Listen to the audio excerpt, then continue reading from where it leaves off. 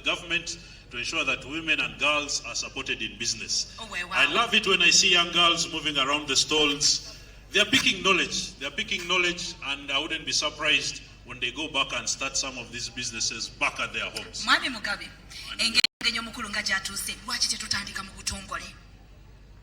Ladies and gentlemen, we're going to start off officially. And to start this off officially, I'd like us to be upstanding to do the anthems. We shall do the Ugandan anthem, East African anthem, and the women anthem in that order. Yes, sir. Let's be upstanding for the anthems.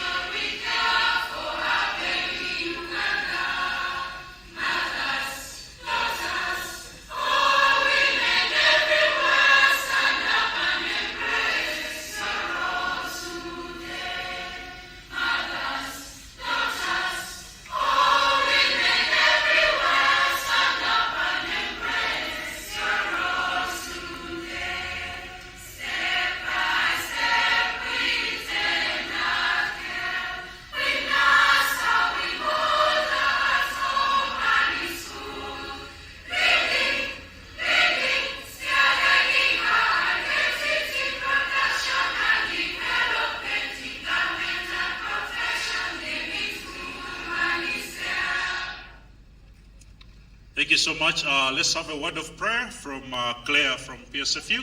Claire, please.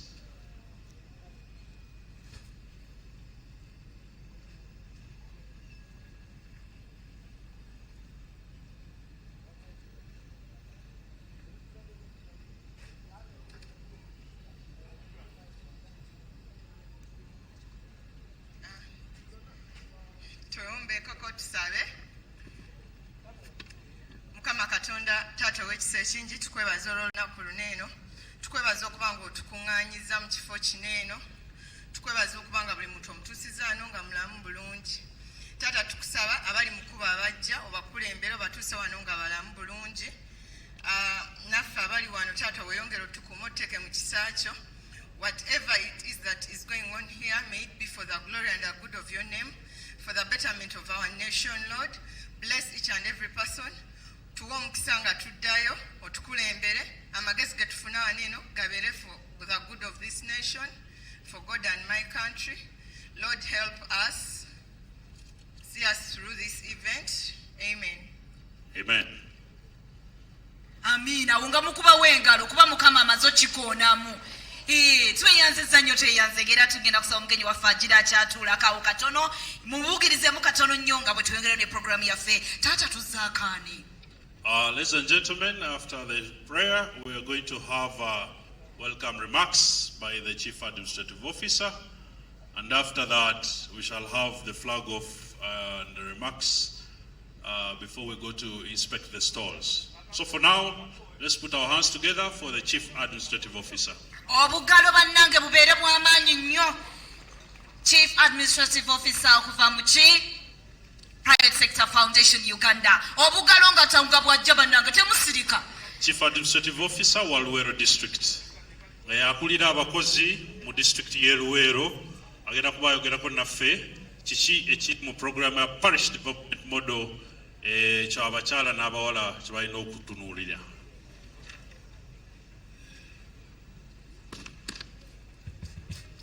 Thank you, moderator.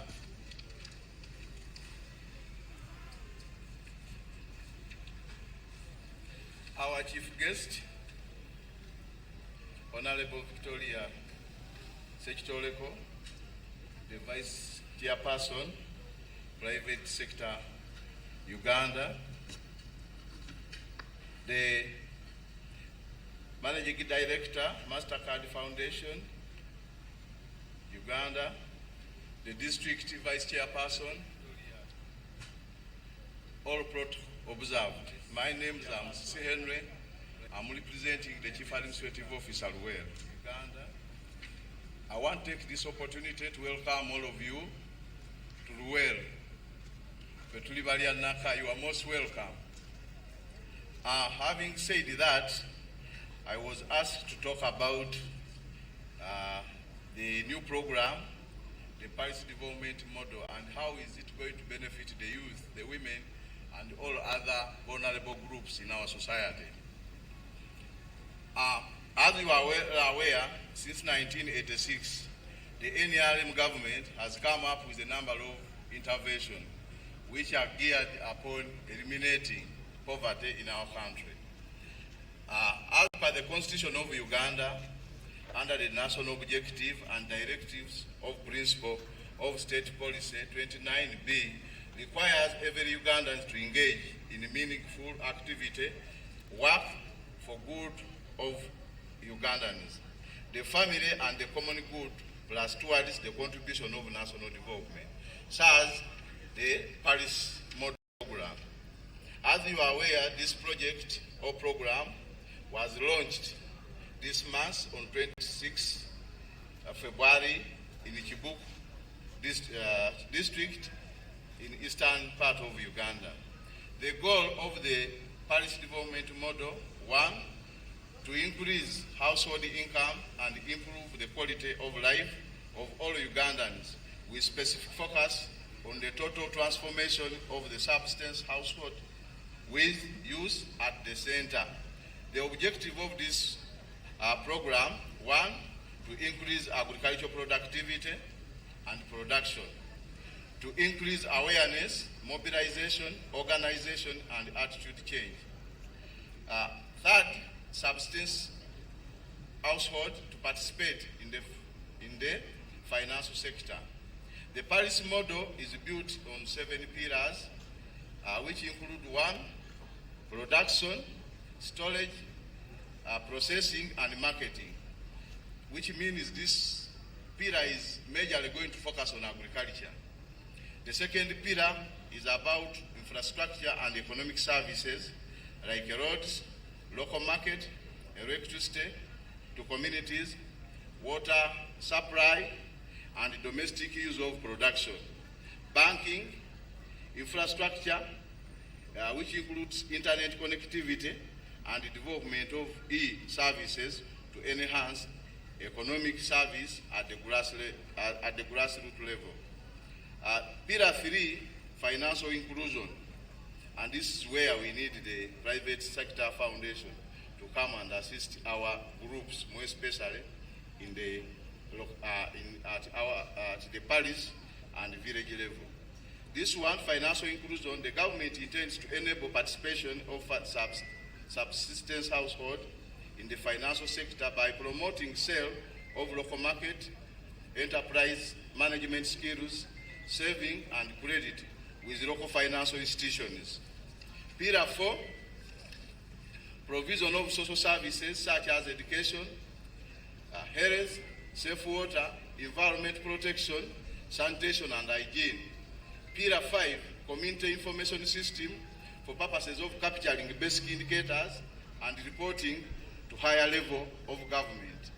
Pillar 6, community mobilization, mindset change. This will purely be concerned with sensitization of communities so that we are able to change the mind of our people. Pillar 7, central government administration. This will be by reporting accountability, integration of programs, and participation of non-state actors, which are non-government agencies. How is the parish development model going to work? The parish chief is going to be the coordinator of all government efforts at the parish level, and the parish chief will be reporting to the sub-county chief.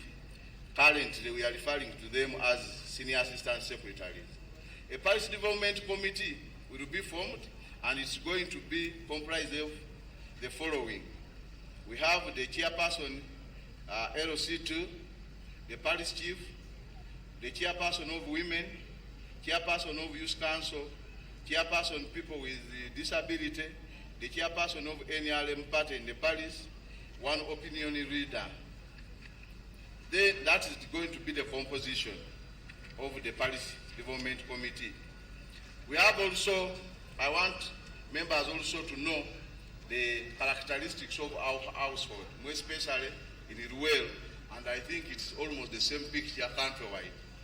Our people at the grassroots, one, they lack capital, they have negative cash balances, zero reserves, no big savings. Most of them, 70%, they do not finish primary 7. They have poor access to information. They always don't participate in decision making.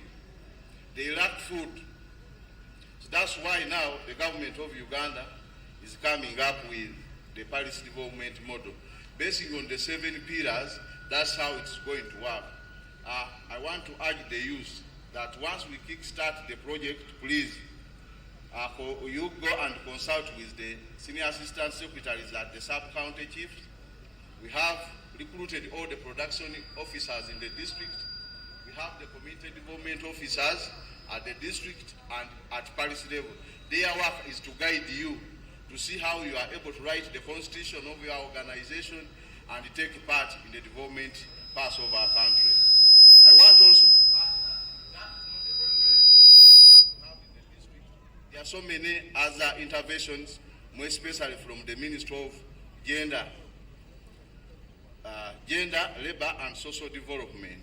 We have Uganda Women Entrepreneurship Program, and a number of groups have benefited in this district. We have also Operation Wealth Creation, commonly referred to as NADS.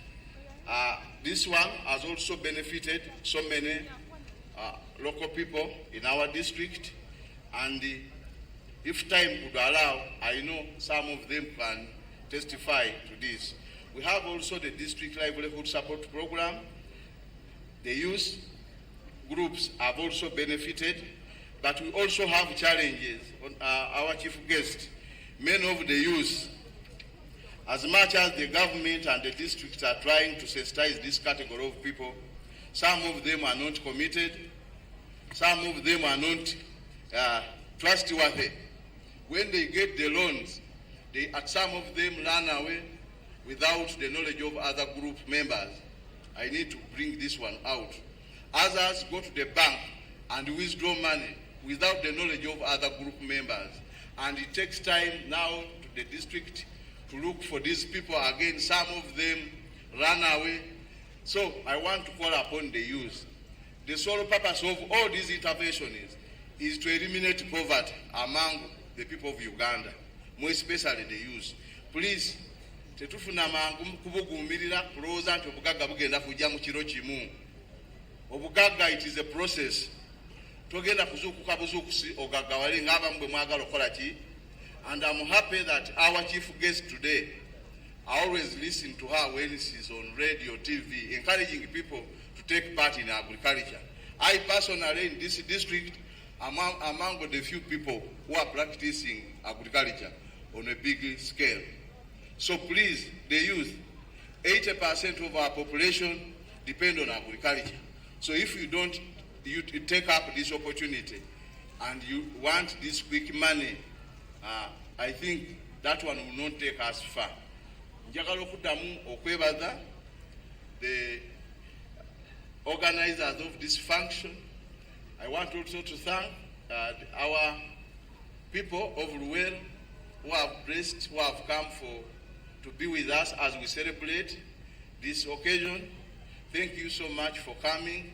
Njagala okwebaza banna Luweero abamu abali eyo sebo abakoze ebintu bye mulabye wano. N'ekirime kyaffe eky'ennaanansi tulimanye ennaanansi wano mu Luweero. Simanyi oba omudaala gw'ennaanansi guliridde awa. Njagala omugenyi waffe omukulu bw'aba agenze ategeere nti ennaanansi zonna kumpi ez'exportingibwa Kenya ne mu bitundu ebirala ebya East Africa ziva wano Luweero. Kitegeeza abantu baffe okukola batandise okukola ki okukuyingiramu.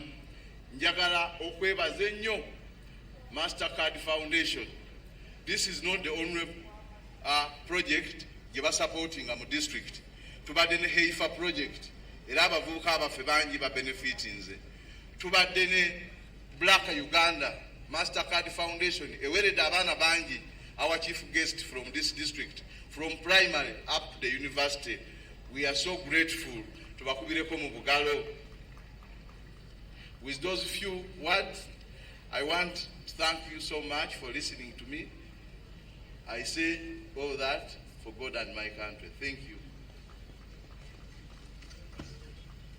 Yes, thank you so much, Kao. Banaye, Chief Administrative Officer, tumukubire mu ngalo. Engalo ez'amaanyi bannange obugalo obwo tebumala kubanga ebigambo byeyogedde birungi nnyo naddala eri omwana omuwala omuvubuka omukyala omuvubuka bakugambye obugagga si bwakukeera ku makyasu ba n'obeera mugagga nedda olina okubukolerera ate tekyetaagisa nti ojja kwewola ssente ate oleme kuzizzaayo ebigambo mubiwulidde engalo ez'amaanyi muganda wange ali eyo neeyanziza nnyo mukama wange tugende maaso. Webale nnyo twongera okubakubiriza nti mwenna abali wano olwaleero ofiisi y'omwami oyo Chief Administrative Officer ofiisi yammwe tobeereyo nga weebuuza programu za gavumenti zikutuukako zitya wano gende mu ofiisi ajja kuwa ekyokuddamu akulagirire engeri gy'osobola okufuna mu programu ezo z'ayogeddeko wano.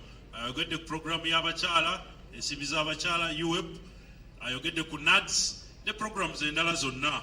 Era tubakubiriza nti ofiisi ezo za gavumenti temuzitya, ofiisi zammwe mugendeeyo mufune answers. Temubeereyo ne mukaaba nti tukulira gavumenti tereeta programs wano ate nga ofiisi ya kapo okumpi nnyo wooli.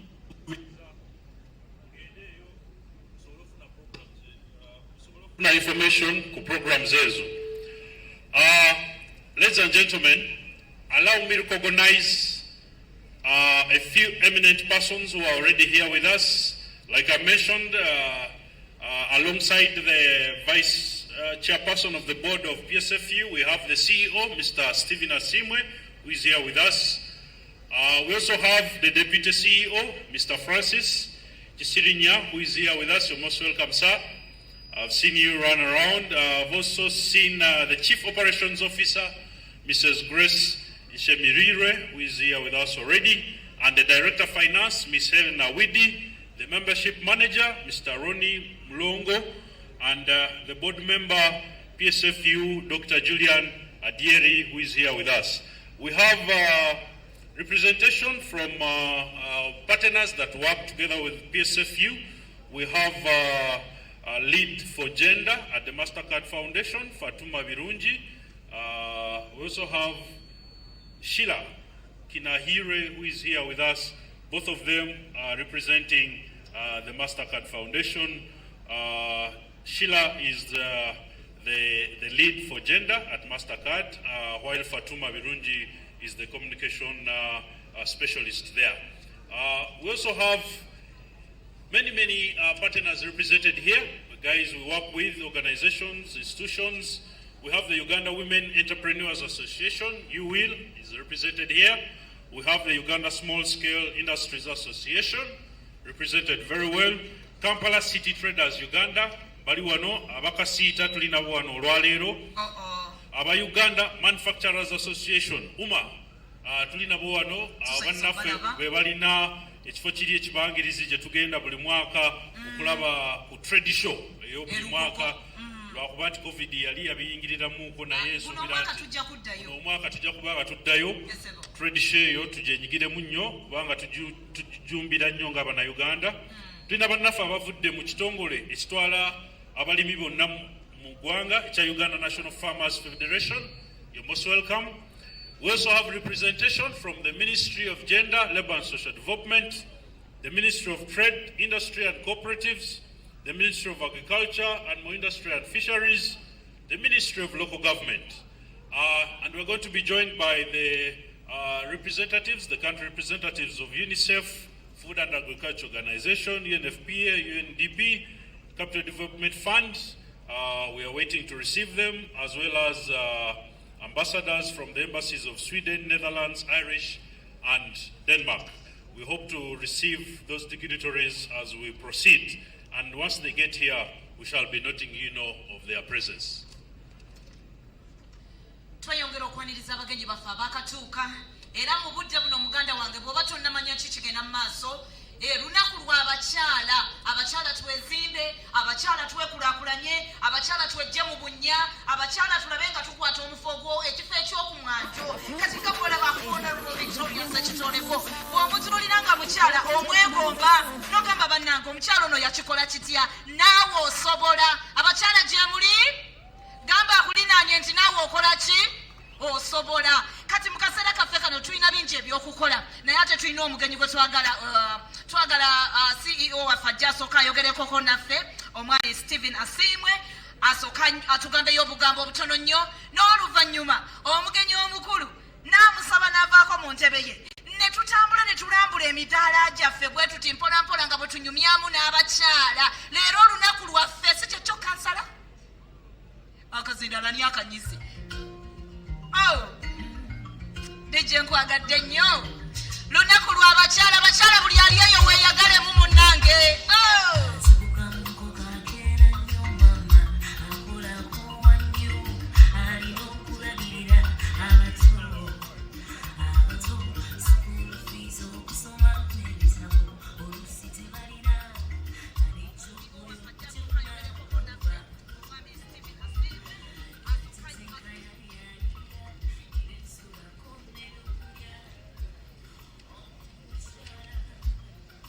Good morning, ladies and gentlemen. Abana Luweero muli mutya? Mujebale.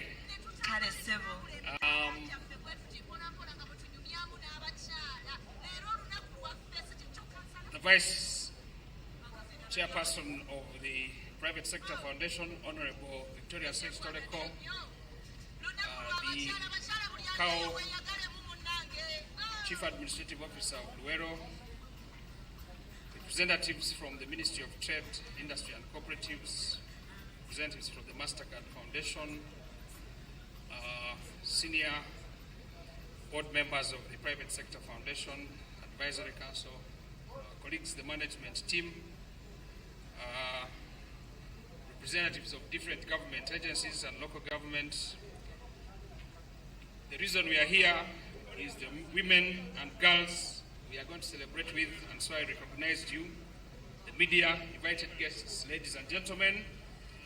My name is Stephen Asimwe, Chief Executive Officer of the Private Sector Foundation. I want to applaud and celebrate with our mothers, partners, our sisters and colleagues as we commemorate the International Women's Day. I'd like all of us to clap for this very, very special group of people, our sisters, our mothers. The reason we are here is to celebrate you and we thank God for you. So this year, as Private Sector Foundation, we opted to celebrate by way of exhibiting the works and potential of the women in Luweero, and obviously the country at large, who represent other women across the region and the globe, in line with the theme, investing in young women for a sustainable tomorrow. For those of you who don't know, the Private Sector Foundation is Uganda's apex body that brings together all private sector players. We have over 200 business associations, corporate bodies, and major public sector agencies that support public sector growth. And this number has grown to include other corporate players, and actually we are at close to 300. Although in 1995 when we started, we were only 11. We work together with other private sector players and to be a focal point for private sector advocacy, as well as capacity building that continues to sustain positive policy dialogue with government on behalf of the private sector.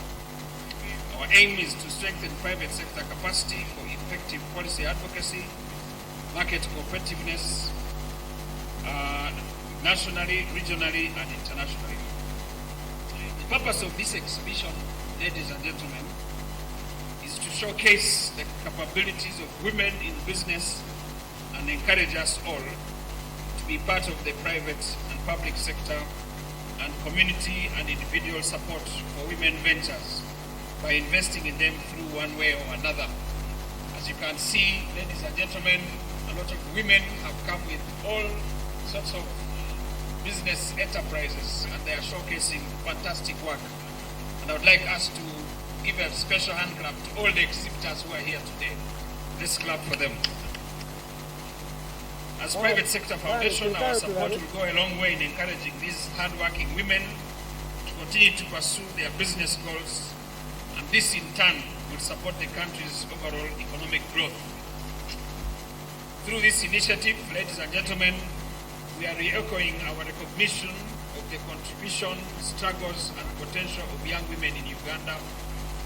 And this Women's Day, which we have codenamed Katale, provides an opportunity for young women in Luweero, and for those of other people, other women who are watching us across TV and other social media platforms, gives them exposure for their goods, products, and services to the available markets, and also to learn from other fellow entrepreneurs and businessmen and women across the business spectrum.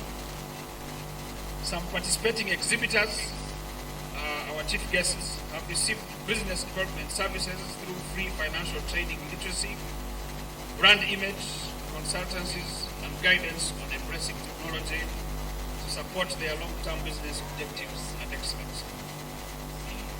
As I conclude, I want to take this opportunity to thank all of you for turning up today in large numbers to show your support to women, and call upon you who are present today to become change enablers, change agents by supporting gender equality and championing the fight against gender-based violence, which continues to hinder the progress of women across the country. In a special way, allow me, ladies and gentlemen, to thank the Mastercard Foundation for making this event possible. Let's give them a round of applause. You can see the beautiful stands, the beautiful displays. It's a fantastic job, well done. And in this, I want to thank specifically the Young Africa Works team. Apollo and your team, you've done an incredible job in showcasing what women, what PSFU, what Young Africa Works can do. In a special way, I'd like to thank our board, led by Honorable Victoria Sech-Toreko, for having graced this function, Dr. Adieri, Mr. Kazibwe, the chairman, and other board members in absentia for the support they've given us today. I want to thank my colleagues in management and staff for coming here, but also being very supportive. And in a special way, I would like us to clap for the people of Luweero. The people of Luweero, thank you so much for hosting us, but most especially the women and girls of Luweero. Let's give them a big hand clap. Mr. Kao, thank you for hosting us. I think we have enjoyed Luweero, and we hope to continue to work with you and support all the initiatives that are here. With these few words, I would like to welcome all of you and to officially ask us to start the exhibition. I'll ask our Vice Chair Lady to stand up with the team from management and other board members so that we start and flag off the interactive tour of the exhibition and stalls. And so, with those few words, I wish to thank all of you to bless this function for God and my country. God bless you. Thank you.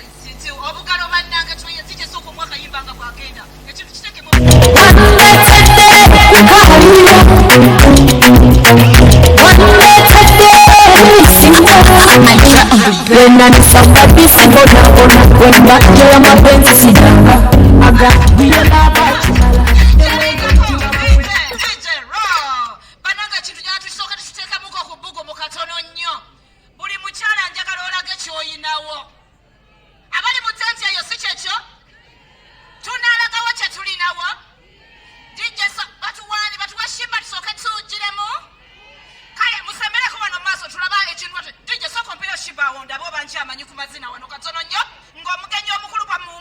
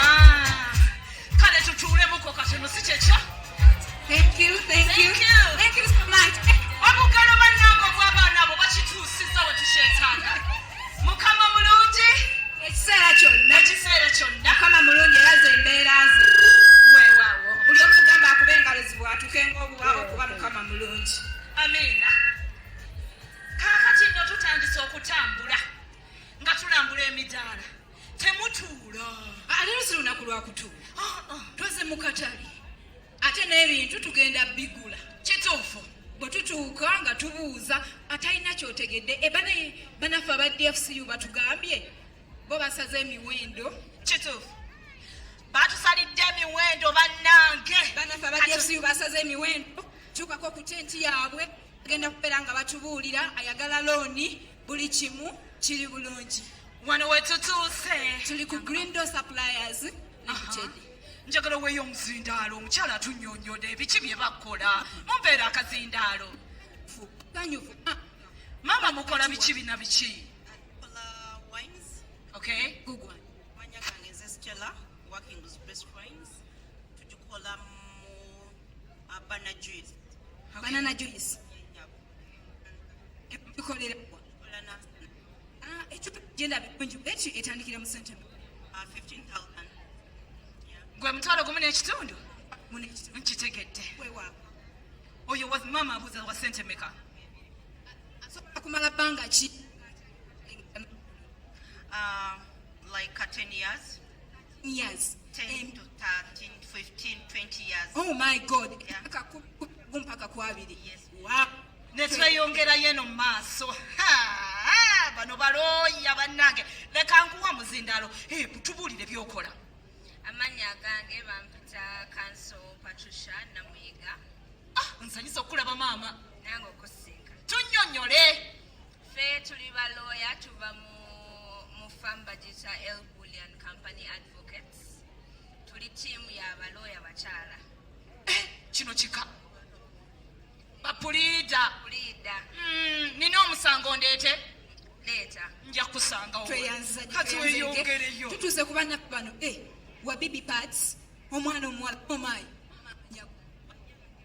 Bernadette Ojawo ndi social entrepreneur era nga nkola products ez'enjawulo naye ekisingira ddala nkola product gye bayita sanitary pad. Zikola zitya? Olw'okuba ndi mukyala ate nga abakyala twemanyi nti tugenda mu nsonga z'abakyala buli mwezi ate nga tulina challenge mazima ddala bw'oba nga ogula pad nga ate oluusi muliwo wootuuka nga tolina ssente ezigula. Olwo zino za mmeka? Ffe ezaffe paaka ebeera mu paadi nnya eba ya gumu kitundu naye imagine gumu kitundu almost emyaka 2 ng'okozesa paadi eno emu? Yes, ziribeera mu nnya. Oyoza booza n'oyanika wansi w'omusana n'osobola okulwanisa period poverty era tetukoma mu kukola product wabula tutraininga n'abakyala okuzikola nga innovative business. Omukyala bw'ajja wano osobola omuyigiriza bye babikola? Yes. Mwanguwe bannange babayigirize bwe bakola pads. Mwanguwe. Awo ne tweyongereyo. Eno bed cover nga kindiseeko. Maama amanya. Lindako. Lindako maama. Lindako. Nina kye njagala okugula wano. Pozo ogambye eno ya sente meka? Gumu kitundu mukwano. Mane ani ansasulira wano gumu kitundu? Eno yo bagitutte. Okay. Ma, amanya go gwani. I'm Tipe Sandra.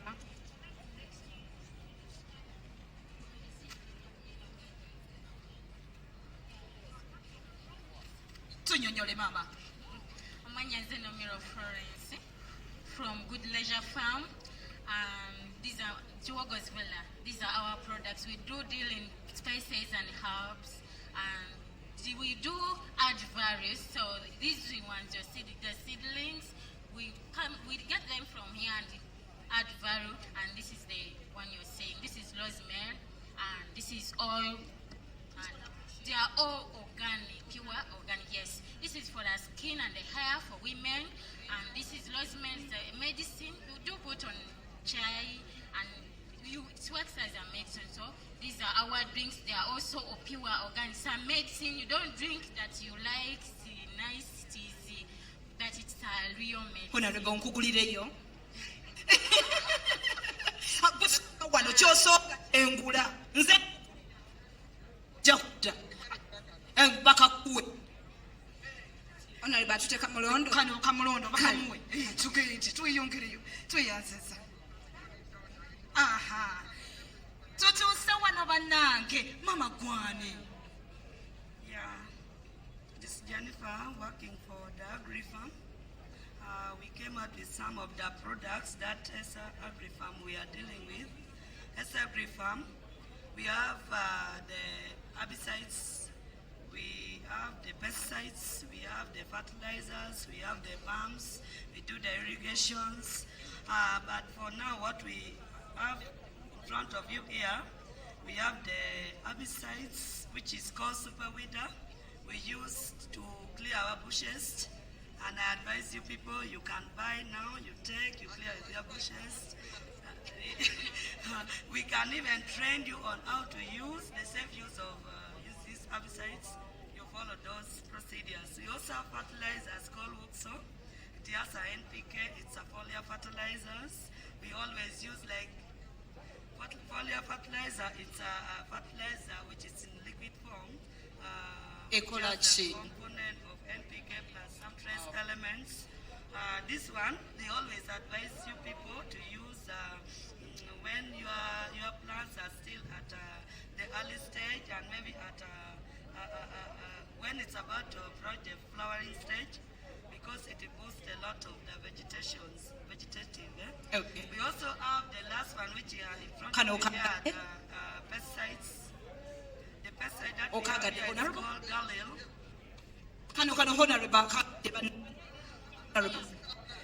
We have the Galil.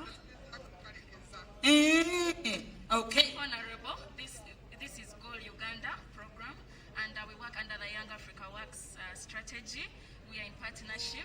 Mastercard, yes. This is Goal Uganda. So to implementing a directly in field, now you to call her through partners. Yes.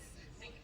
Tweyanziza nnyo maama tweyanzeege bano baakasooli bannange ensigo ate nga tuli mwezi gwa kusatu tuli mwezi gwa kusiga otyo. You're welcome, my guests. This is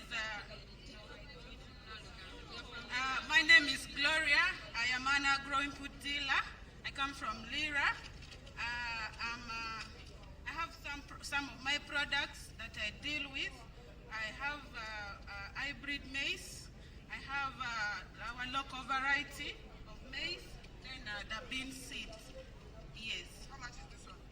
This is 15,000 shillings. Omutwalo gumu n'ekitundu. This is the 2 kilos. Mitwalo esatu. You need around 10 kilos for an acre.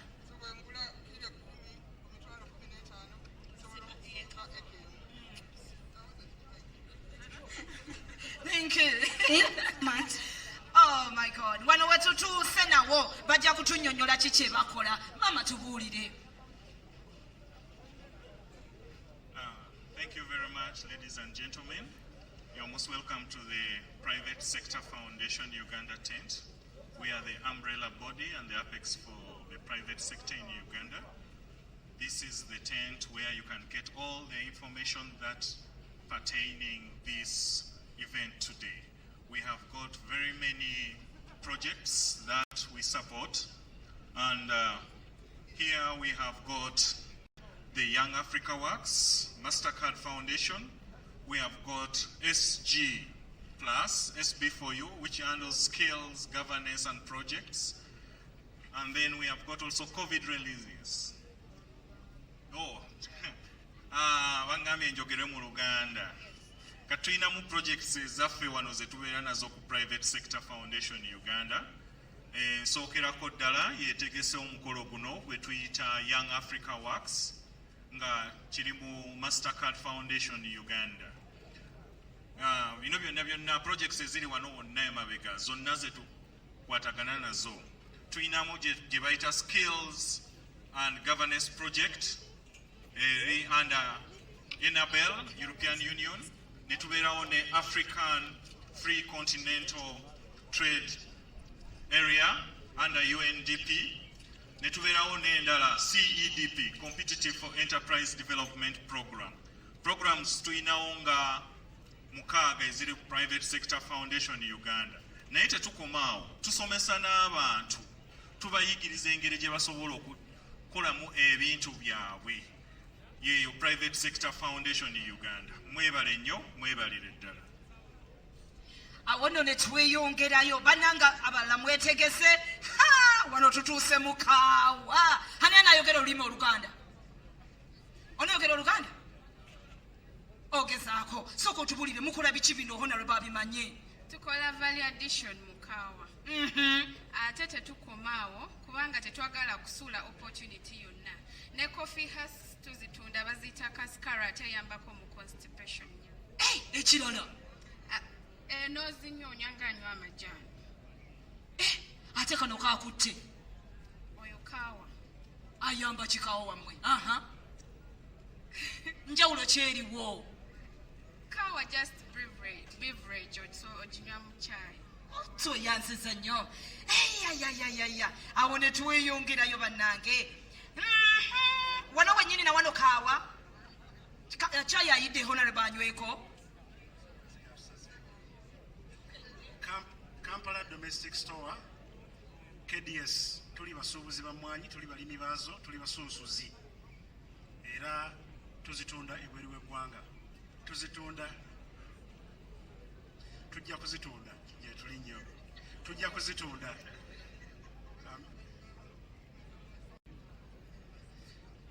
Tujja kuzitunda zino products tuguza abalimi baffe emmwanyi, tuguza ne ba partners emmwanyi n'abavubuka be tutendeka ate ne bakuba emmwanyi zino ne bakola products zino eziri finished ne bazitunda Katale.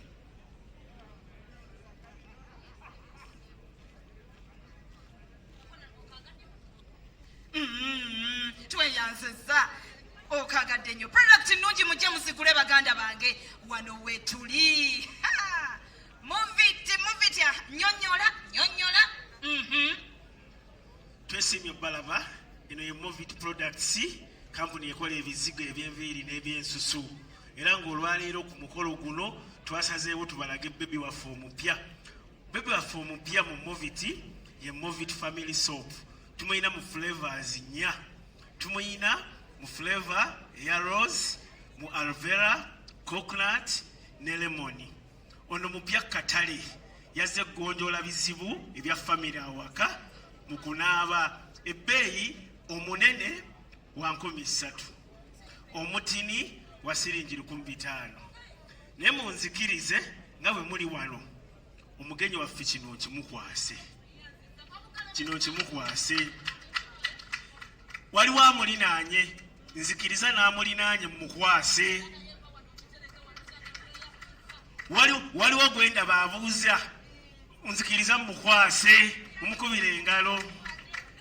Omanyi ababeera ku kamera bafikira nnyo. Mbadde nsaba n'owa kamera afune, n'owa kamera omulala. Aba kamera bafikira nnyo, tebatera kufuna.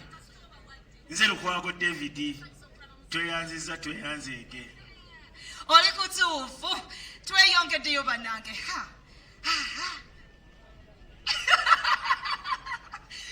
Wano nno wennyini bannange tutuse nyonyola mukola biki? Nsenso kubalabako bannyawo ne bassebo. This is nice household plastic tent. So far right now ekiri ku market essaawa ya leero tulinawo kaneno ka nice cleanse ke kapya akaliko right now. Netubeerawo kuno kukirya amazzi zineno bwezo so dinyweramu omwenge bongo kirya kikola wonna. Netubeerawo some of the plastic glasses. Oyagala something unique nga kirabika bulungi so kigula n'okiteeka mu makaago. Netubeerawo ne ku basins entono n'ennene.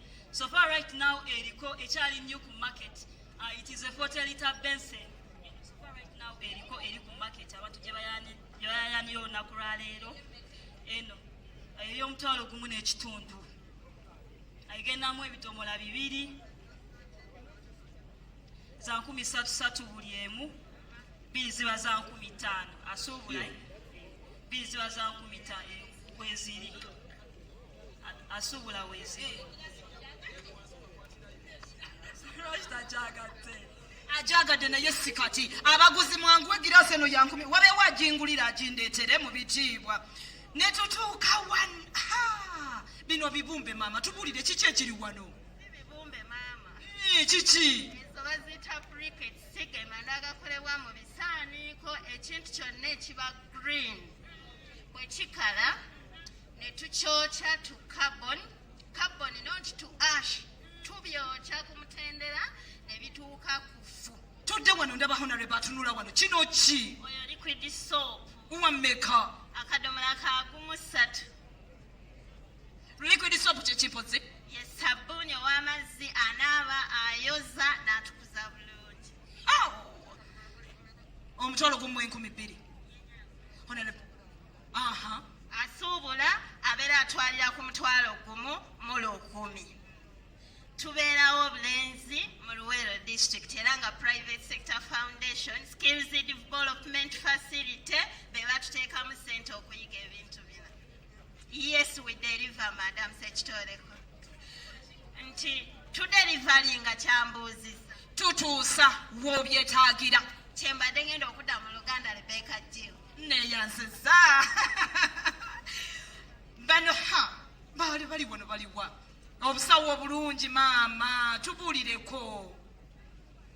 Neeyanziza erinnya nze Kirabo Mariam nga nva mu Kisuule Butanza, tuli wansi wa umbrella ya Unit Trust. Tulunda ng'amagi bwe mugalaba enkoko, tuluka obusero buno, tukola ebitabo, tukola ebizigo ebya kigaji, tulina vakedo, obusero kano akanene kagumu ka G280, tukola ne sabbuuni ate tulima.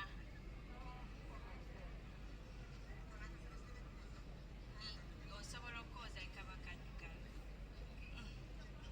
Osobola okwoza kano akasero bwe kaba kaddugala. Enzannya tweyazeege ate buno buki maama buno. Vakedo ali pure. Oteeka buteesi ku kyayi. Nkale kati weeyongereyo tulaba abagayiddeyo bano bagayidi basikawutu kati twogere mu Luganda mutubuulire ani amanyi Oluganda mutubuulire mukola ki? Tusanyusa okubalaba tuli Bad Uganda Safaris tulambuza abalambuzi around Uganda and East Africa naye okusinga tufokasinga nnyo ku binyonyi because abantu abasinga bamanyi obulambuzi buli kuki naye tufokasinga nnyo ku binyonyi ate nekirala tutraininga abawala in partnership with Psfu and Mastercard abawala mu tourism related fields kubanga ng'ogyeko business endala weetaaga essente ng'omaze n'okufuna skill tourism obanga olina skill kati nze nga guide setaaga ssente kulambuza abantu so kyobalaba twetanidde nnyo mu kutraininga abawala mu ezo field so that nabo bafune kye beekoledde ne society zaabwe. Akola atya okubeegattako nanyuma honorable mu uniform yamu kasita obanga otrainings olina skill or obanga totraininze gweosobola okuba nga oyagala kulambula ngaoyagala kumanya ensi yo ate nekirala bannayuganda tumanye ensi yaffe kubanga nnungi nnyo ayagala kuyingira mu akola atya osobola otucontactinga ffe nga Bad Uganda Safaris then buli bwewabawo trainings tubeera tubategeeza abala ab'enjawulo ne bajja ne batraininga guiding nature photography cultural guiding n'ebirala bingi. Olw'okutraininga kwa ssente mmeka? Kisinziira olusi kuba mubeeramu akabeeyi katonotono ate olulala most of the fund organizations zituyambako okukwatirako ku bawala abasinga. Training ey'akasembayo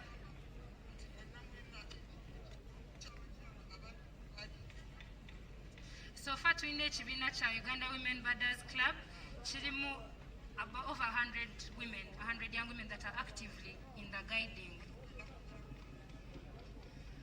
Tusuubire namba nene kubanga field ya basajja so tusuubire namba nene and with a given training we believe we'll get there.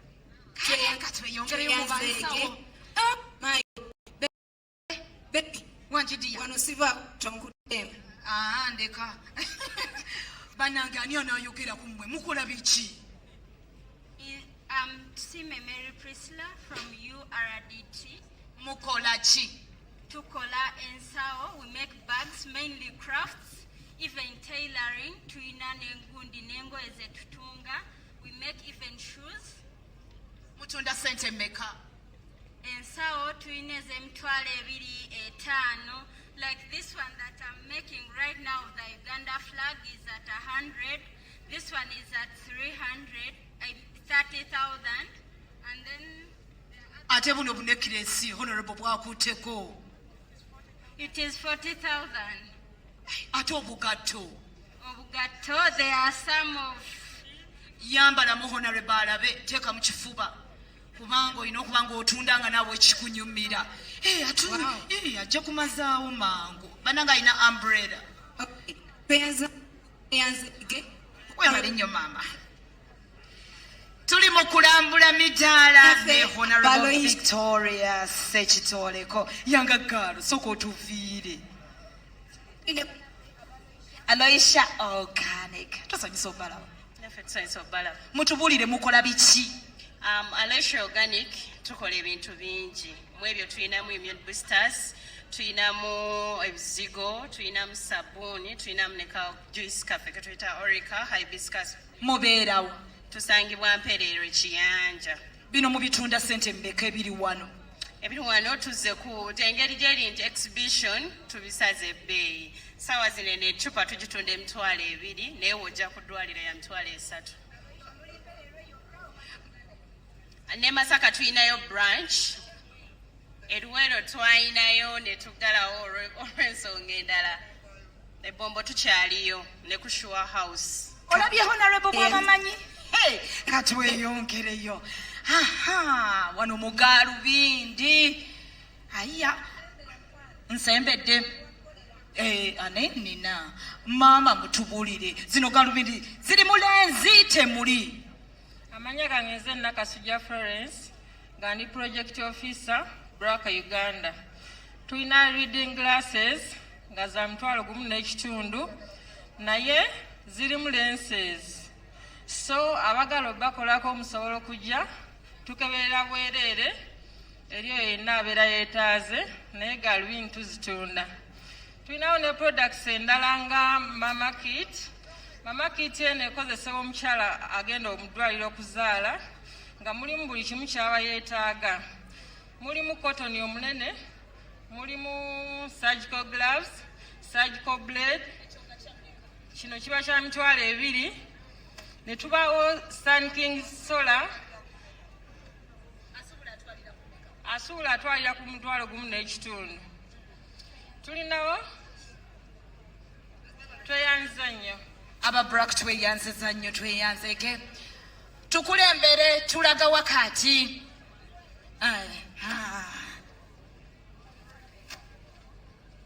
abagenyi baffe mwenna abaakayingira temutuula mulambule emidaala bannange kuliko ebyoggula bingi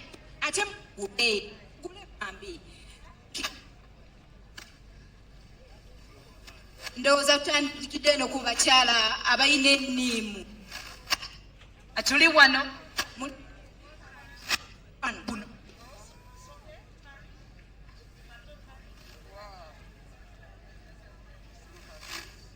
buno mubutunda ssente mmeka buno eno bwa $4 bwa $4 mwebalire ddala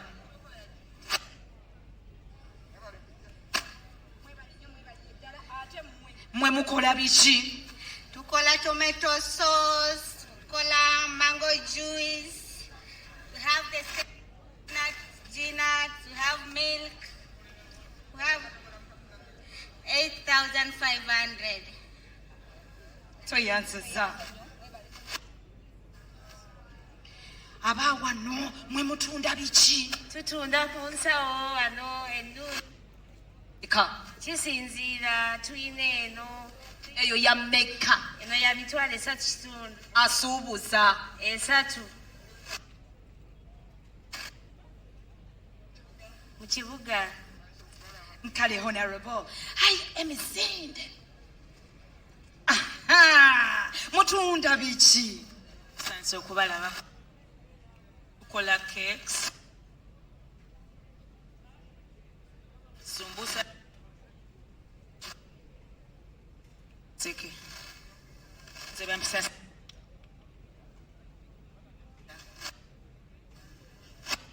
waliwa ekitongole kino kikola ku kulwanirira ddembe ly'abaana abatalina muwasirizi. It's a CBO, yeah. So tulina safe spaces for adolescent girls. Era skills ze bakola zino zonna part of their skills tuzimba obusobozi bwabwe. Yeah, Yes. Ewaffe parish model babadde tebannatusensitinga bulungi naye tulwana okulaba nga tugenda kuyingiramu nakaseke. Honorable, tumwe space. Tutuuse mu bibala. Mutunda ki? We intercrop these green grams in this, with the citrus, mangoes, and the oranges. And we were in groups. We are like 15. All the members planted these green grams. And like me, myself, I got like 5 bags and I hands like 1 million in the green grams. And all the members, remaining 14 members, are still selling theirs. Yes. So these are the green grams we intercropped in the. How much? The kilo 3,000. 3,000. Enkumi ssatu. For the seed. How?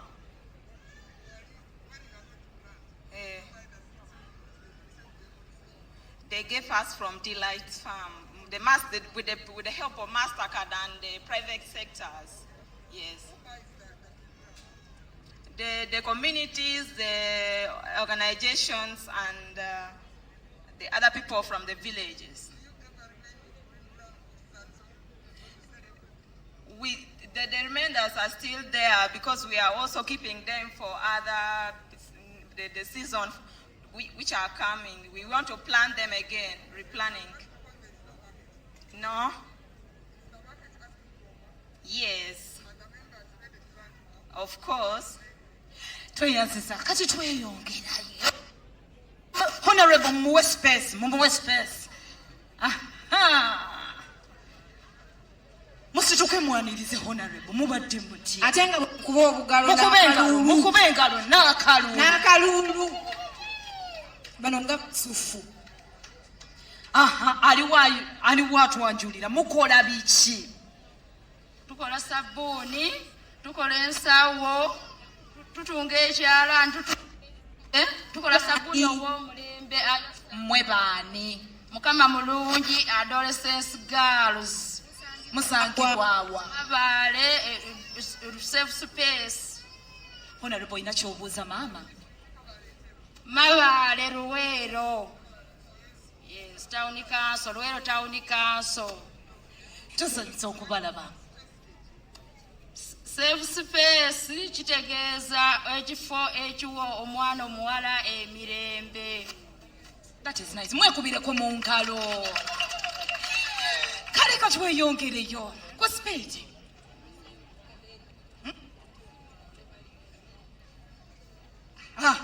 Honorable, mubulire bye mukola. Tutwala omukisa guno okwebaza Honorable. Our safe space is Ebenezer Girls Group. Tukola table mat, liquid soap, crafts, candle, tutunga n'okutunga, tuluka ebibbo. Tukola tukyasoma. Ebenezer Girls Safe Space. Kasana Peter, Luweero. Yes. Now, kasitoba nga toyina buyambi, siina buyambi, siina busobozi, ng'ojja tutandika okukola bino. Wanje? Bakukkirizaayo. Lya gurupu yaffe ngaffe Ebenezer. Tiimu Uganda. Bye mukola mubifunamu? Bifunamu nnyo. Sisoma.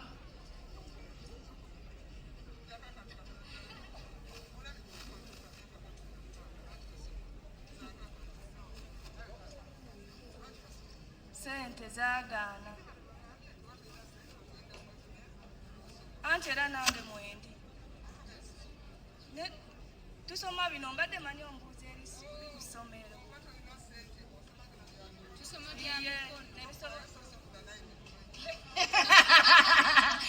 Bannange kati weyongere. Mutuwe space.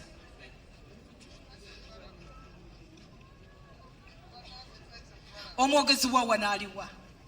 nsanyusa nnyo okulaba Madam Honorable erinnya eryange nze Nansimbe Ado omukulembeze wa Victoria's Club Girls Space ngeri ngesamponsoringa by Team Uganda abantu abateekamu omukono be ba CRVPF era nga tiimu mukola biki tutunga ebitengi nga kino ekiteeteeyi kyenyambadde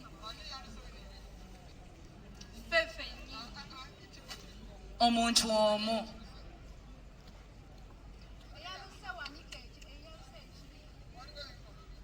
bisatu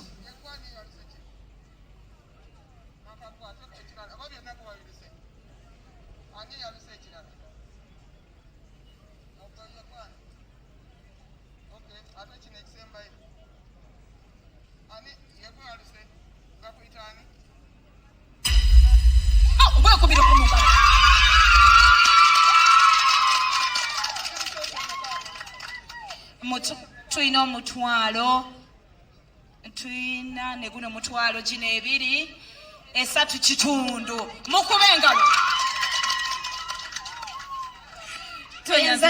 tweyanzige waliwo banono Holy Pads Shiba Karungi ani omwogezi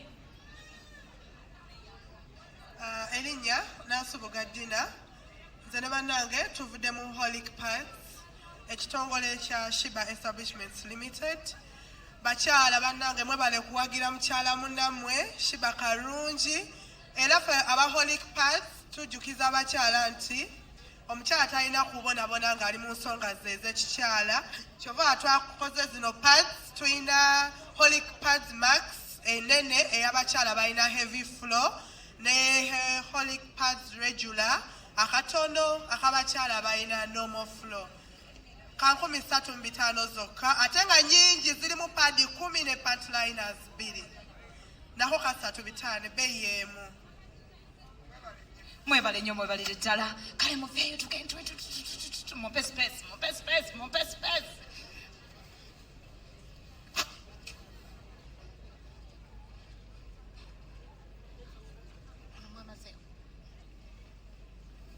mutunda biki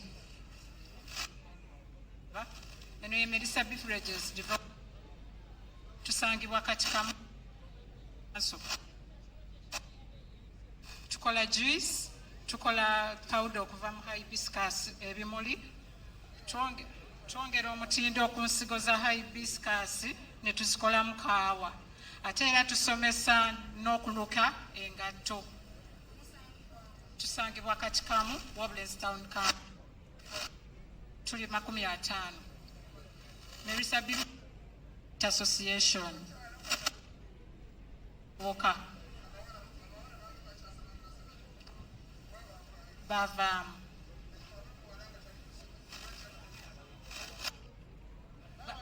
bakuze okusoma batwegattako mu kukola bizinesi n'okulima kuba balima hibiscus ate ne baluka n'engatto eriyo n'abakola amasweta ne mu mpewo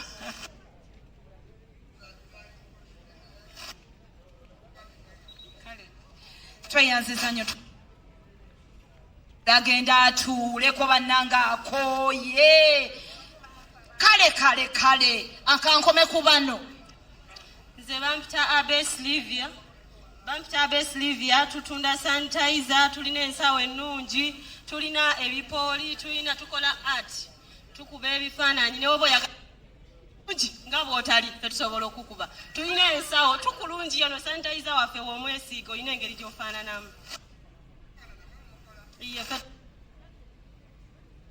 tulina saidi ne tugatamu ne ethanol byebyo then tulina tuvudde kikuba jinja katwepela district ye Luweero kale katutwale honorable atule DJ tuwe kayimba bannange DJ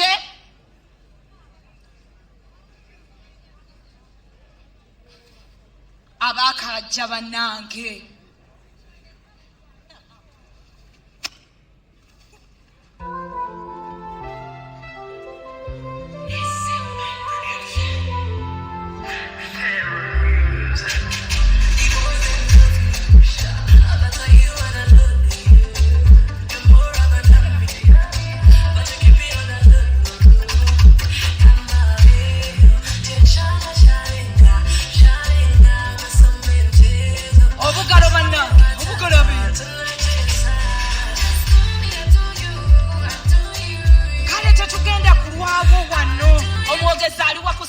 Yangu obulireho nalebo byemutunda.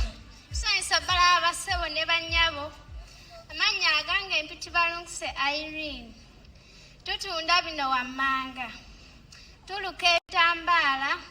Tulina liquid soap. Tulina pads. Tulina obusawo.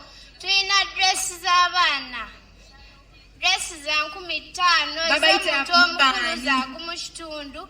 Vam upcans for the girls' space from Chienje. Okay, tuyanze. Ate bano abali wano bannange. Mutunda ki? Muvaawa? Sanyisa obbalabako. Erinnya nze Nanduga Ruthi nga nva mu Self Space Ambassadors of Girls Empowerment Kasuma nga tuwagibwa ekitongole kya Team Uganda. Tutunda liquid soap, tutunda ebibbo, engoye, ebimuli, sabatuwagira. Iye. Tukola liquid soap, tusiba enviri, tuluka ebibbo. Mulimu abasoma.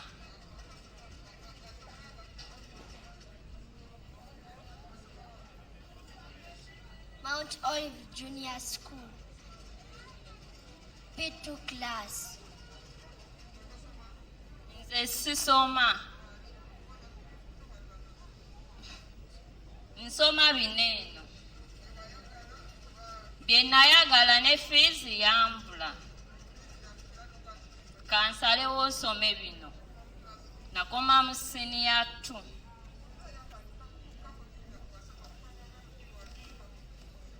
Nasoma ku magnet.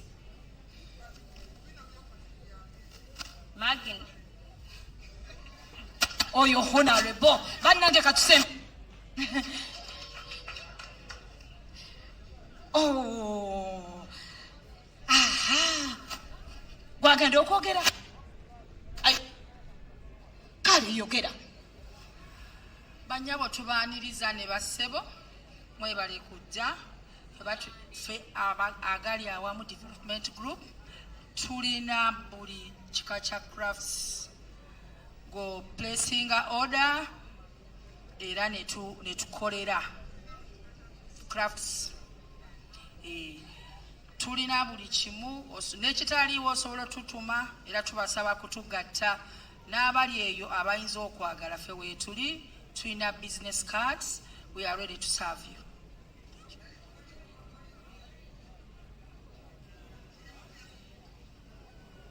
No, ffe tuli mu group registered with Luweero. Tuvudde Nyimbwa Bombo. Ani? Kati. Yeah. Emyaka 5. Yeah. UWEP. Ne National Organization of Women in Uganda now. Yeah.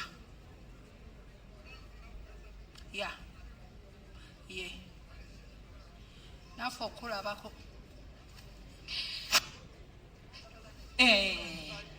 Kale katutwale honorable atule. DJ tuweyo emmere y'amatu. Abagenyi baffe abakajja emidaala mu ngero okugirambula tukyalina ebintu bingi nnyo. era n'abaana b'amasomero abakatuuka namutubaniriza nnyo nnyini ddala mwebale kutuuka emiddala tugiwa omulimu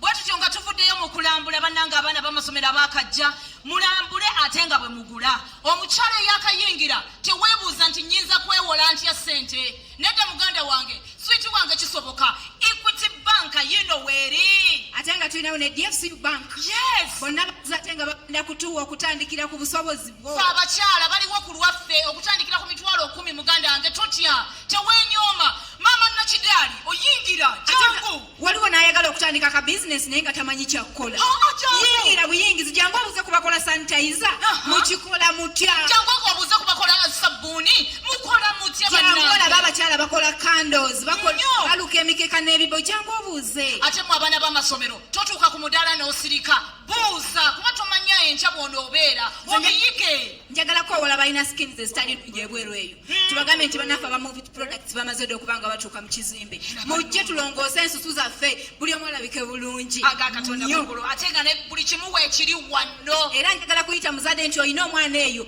lockdown yakola bubi abaana abamu bambi ne bafunira embuto awaka nga tomuleka eyo muleete tiimu uganda erina akaamake ejyokuba nga emuyambako abeera omwana w'omulembe essaawa eno sagala kulwawo nnyo Mr. Mugabi njagala kukomawo gy'oli osobola otutuusaako munnange abagenyi abakulu abazze ate babeeko ekigambo ekirungi kye batugamba nga ne dijja bonnoonyeza tunyenyeku dijja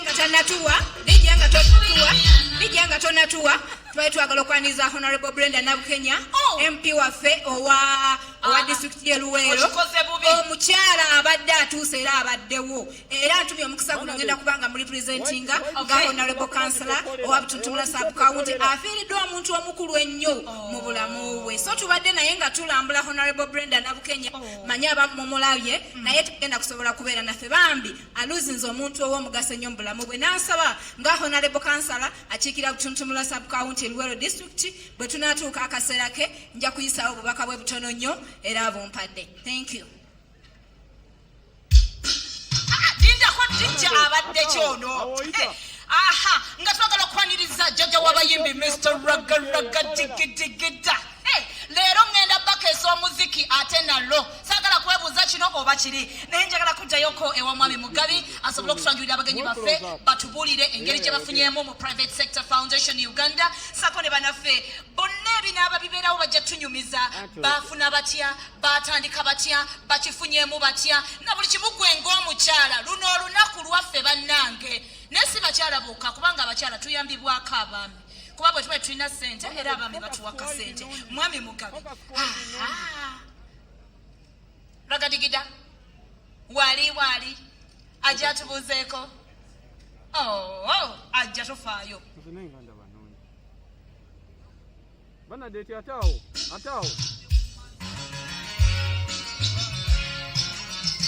awelioke Adrian Flash ebiyingira awo nina byendagala okkoppako.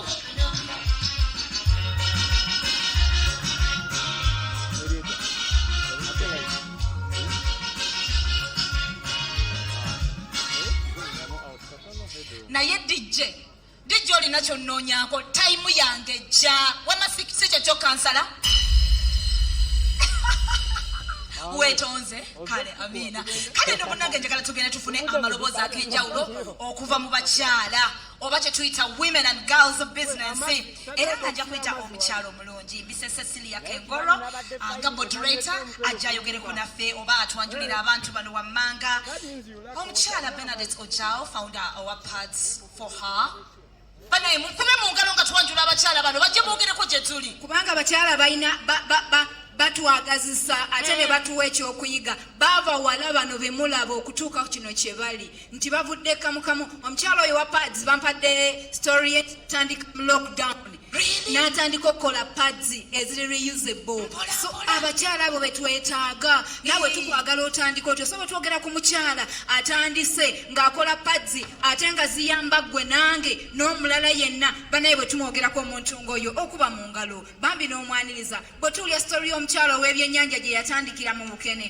mu butuufu owulira nga naawe oli inspired n'ogamba nti yes nange nsobola era buli kimu kisoboka era naawe n'ogamba nti n'otuuka ku tenti ye waali n'omubuuza yakola atya yatandika atya kansala mu bwangu obwekitalo nnyo katuyita omukyala Mrs. Bernadette Ojao ajja ayogereko gye tuli bw'anaamaliriza Miss Annette S. Nakigudde head of microfinance Equity Bank nga naye yeeteekateeka naye nga bw'ajja bonna bajerumu bunomboyita Mrs. Grace Nanyonga founder of Grana Fish naye ajja kuba ajja nga ayogerako naffe Mrs. Nakigudde Beatrice beneficiary Young Africa Works ate naye ajja ayogereko gye tuli bannanga abakyala abo baliwo baswiti DJ balize emmere y'amatu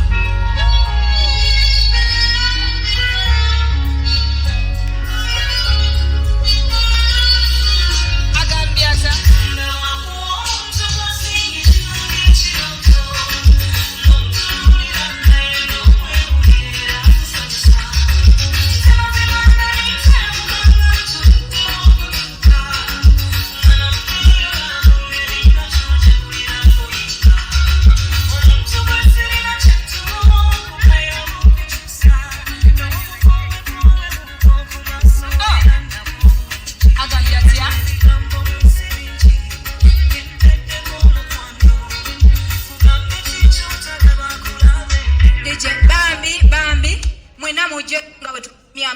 we have enough seats for you tugenda kwesa dakiika 5 nziremu okulaba yes omukyala Miss Bernadette Ojao omukyala Miss Annette S. Nakigudde head of microfinance Equity Bank Mrs. Grace Nanyonga founder of Grana Fish Mrs. Nakigudde Beatrice munnange mujje bannange baswiti DJ baweyo bakabatambuze ennyo baagala katambula ogambye otya ulira ekigoma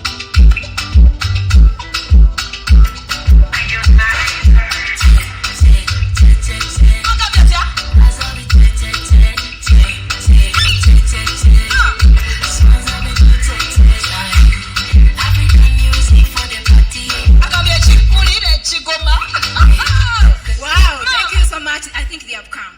wabula y'omu webale kujja mama katandikene Mrs. Bernadette Ojao munango sokujja noyogererako wano oba onooyogerera bayogerere we bali can come here and say and talk from tweyanziza nnyo mutubuulireko mwatandika mutya edakiika 5 tudduka emisinde. Thank you so much. Balamusiza bassebo ne bannyabo nze bampita Bernadette Ojao. Natandikamu enti nali ndyawe waka nga sikyalina byakukola mazima ng'embeera enkalubiridde. It was so hard for me, but a friend of mine was traveling nampa ekyalaani naye nga bw'omanyi nti ebiseera ebisinga tulowooza nti okuyiga ekintu olina okumala okukisomerera naye that wasn't the case.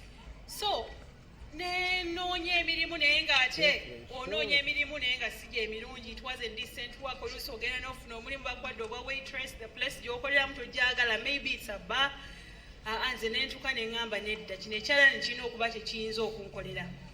ne ntandika okuyiiya ne ŋŋamba kati ngenda kuyiiya ki ekiyinza okunyamba naye ne kiyamba n'abantu abalala. So I decided to settle with a reusable sanitary pad. Lwaki? Because I could relate with period poverty. I could relate with menstruations. Nate ne ŋŋamba okusukkawo awo ngenda kukola ekintu ekiri reusable lwa nsonga nti kisobole okuyamba n'omuntu owa wansi. Kati idea yange eyasinga ddala ogindeetera mu life baali aba Innovation Village through the Mastercard Foundation and a program yabwe ya Young Africa Works. Ne bateekamu ssente ne ntandika okukolera ddala emirimu gino ne njigirizaako abakyala bannange ne ntandikira ddala okukola ntandika okufuna orders nga tufuna abantu ne batuyita tubasomese nga batusasulira ddala era kati gwafuuka mulimu era nkufunyeemu ebintu bingi nnyo. Nsobola okusasula rent wa mama wange ne baganda bange nange ng'omukyala ewange waka. I can meet my needs and the needs of the people around me. Okay? So thank you so much. Ate n'ekirala nkyenyumirizaamu nnyo kubanga bukyantandika n'akatraininga abakazi abasukka 1,000 n'akadistributinga paadi ezisukka 5,000 mazima ddala olaba nze obw'omu ntandika okola ekintu bwekityo ekyenjawulo ate gwe ali ebweru eyo nga weenyooma. You can start with a minimum resource. Tulina ebintu nga plastic bottles ezisuulibwa okimanyi mboyizo zikolamu ebintu nga makeup, jewelry. Nokola earrings, nokola decoration ayinza okuyamba like mu mikolo nga bola baluni zino wandibaddewo bu bottles ng'osobola okuyiyamu n'ojja n'obuguza abategese omukolo guno. So abakyala mwenna abali eyo mbagamba kimu temwenyooma. You can, I could, and I can't, and I did. I thought I could not, naye kati I can, and I want to tell you that with God everything is possible. Kubanga atuwadde amaanyi, atuwadde amagezi, ate atuwadde n'abantu nga bolaba nti Young Africa Works, Mastercard Foundation, private sector, the Innovation Village abaagaliza nnyo abavuka abalina creative ideas. Bannange, please let us be responsible women because an empowered woman empowers a nation.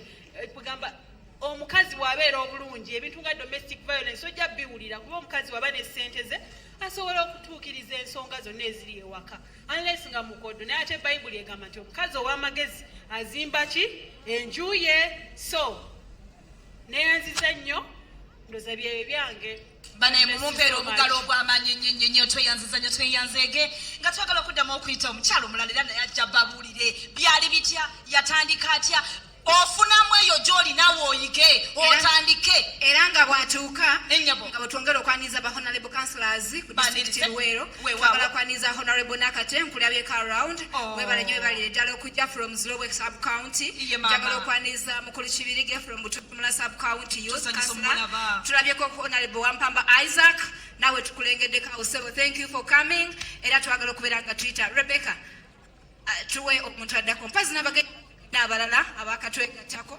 twongera okubaniiza nti mwebale nnyo mwebalire ddala katufune omukyalo omulala Miss Annette Esinakigudde ate naye ayogereko naffe tusanyuza okulaba maama. Okubalaba amanya Annette Nakigudde Ssebbwawo nga nkola ne Equity Bank nga nkulira microfinance unit eya Equity Bank. Nze ndi mukozi sirina ti nina business eyange naye nkoze microfinance okumala emyaka 25. Natandika nga nkola mu bibiina paka wano wendi. Mu practice eyo ndabye nnyo abakyala abakyusa obulamu n'abavubuka. Kati njagala kwogera mu Equity Bank biki byekola era osobola okubenefitinga otya osobola okufunamu otya ng'omukyala. Abasinga abakyala batya banks balowooza bank z'abagagga. Nedda eyo ndowooza nkyamu. Mu Equity tukwata ku buli mukyala okuviira ddala ali mu katale okutuukira ddala alina ebizimbe. Tukwata ku bavubuka okuva ku myaka 18. Tukola tutya? Tubawa financial services, tubawa loans. Abavubuka n'abakyala tulina package zammwe. Omuvubuka osobolera ddala okwewola okutuuka ku bukadde 5 nga tolina musingo. Ate ku magoba ga wansi nja kubawa ekyokulabirako mukakadde mu mwaka n'oleetamu 8,800 ng'amagoba. ezo esente ensuubira zisobola okuyamba n'okulaakulanya bizinesi yo.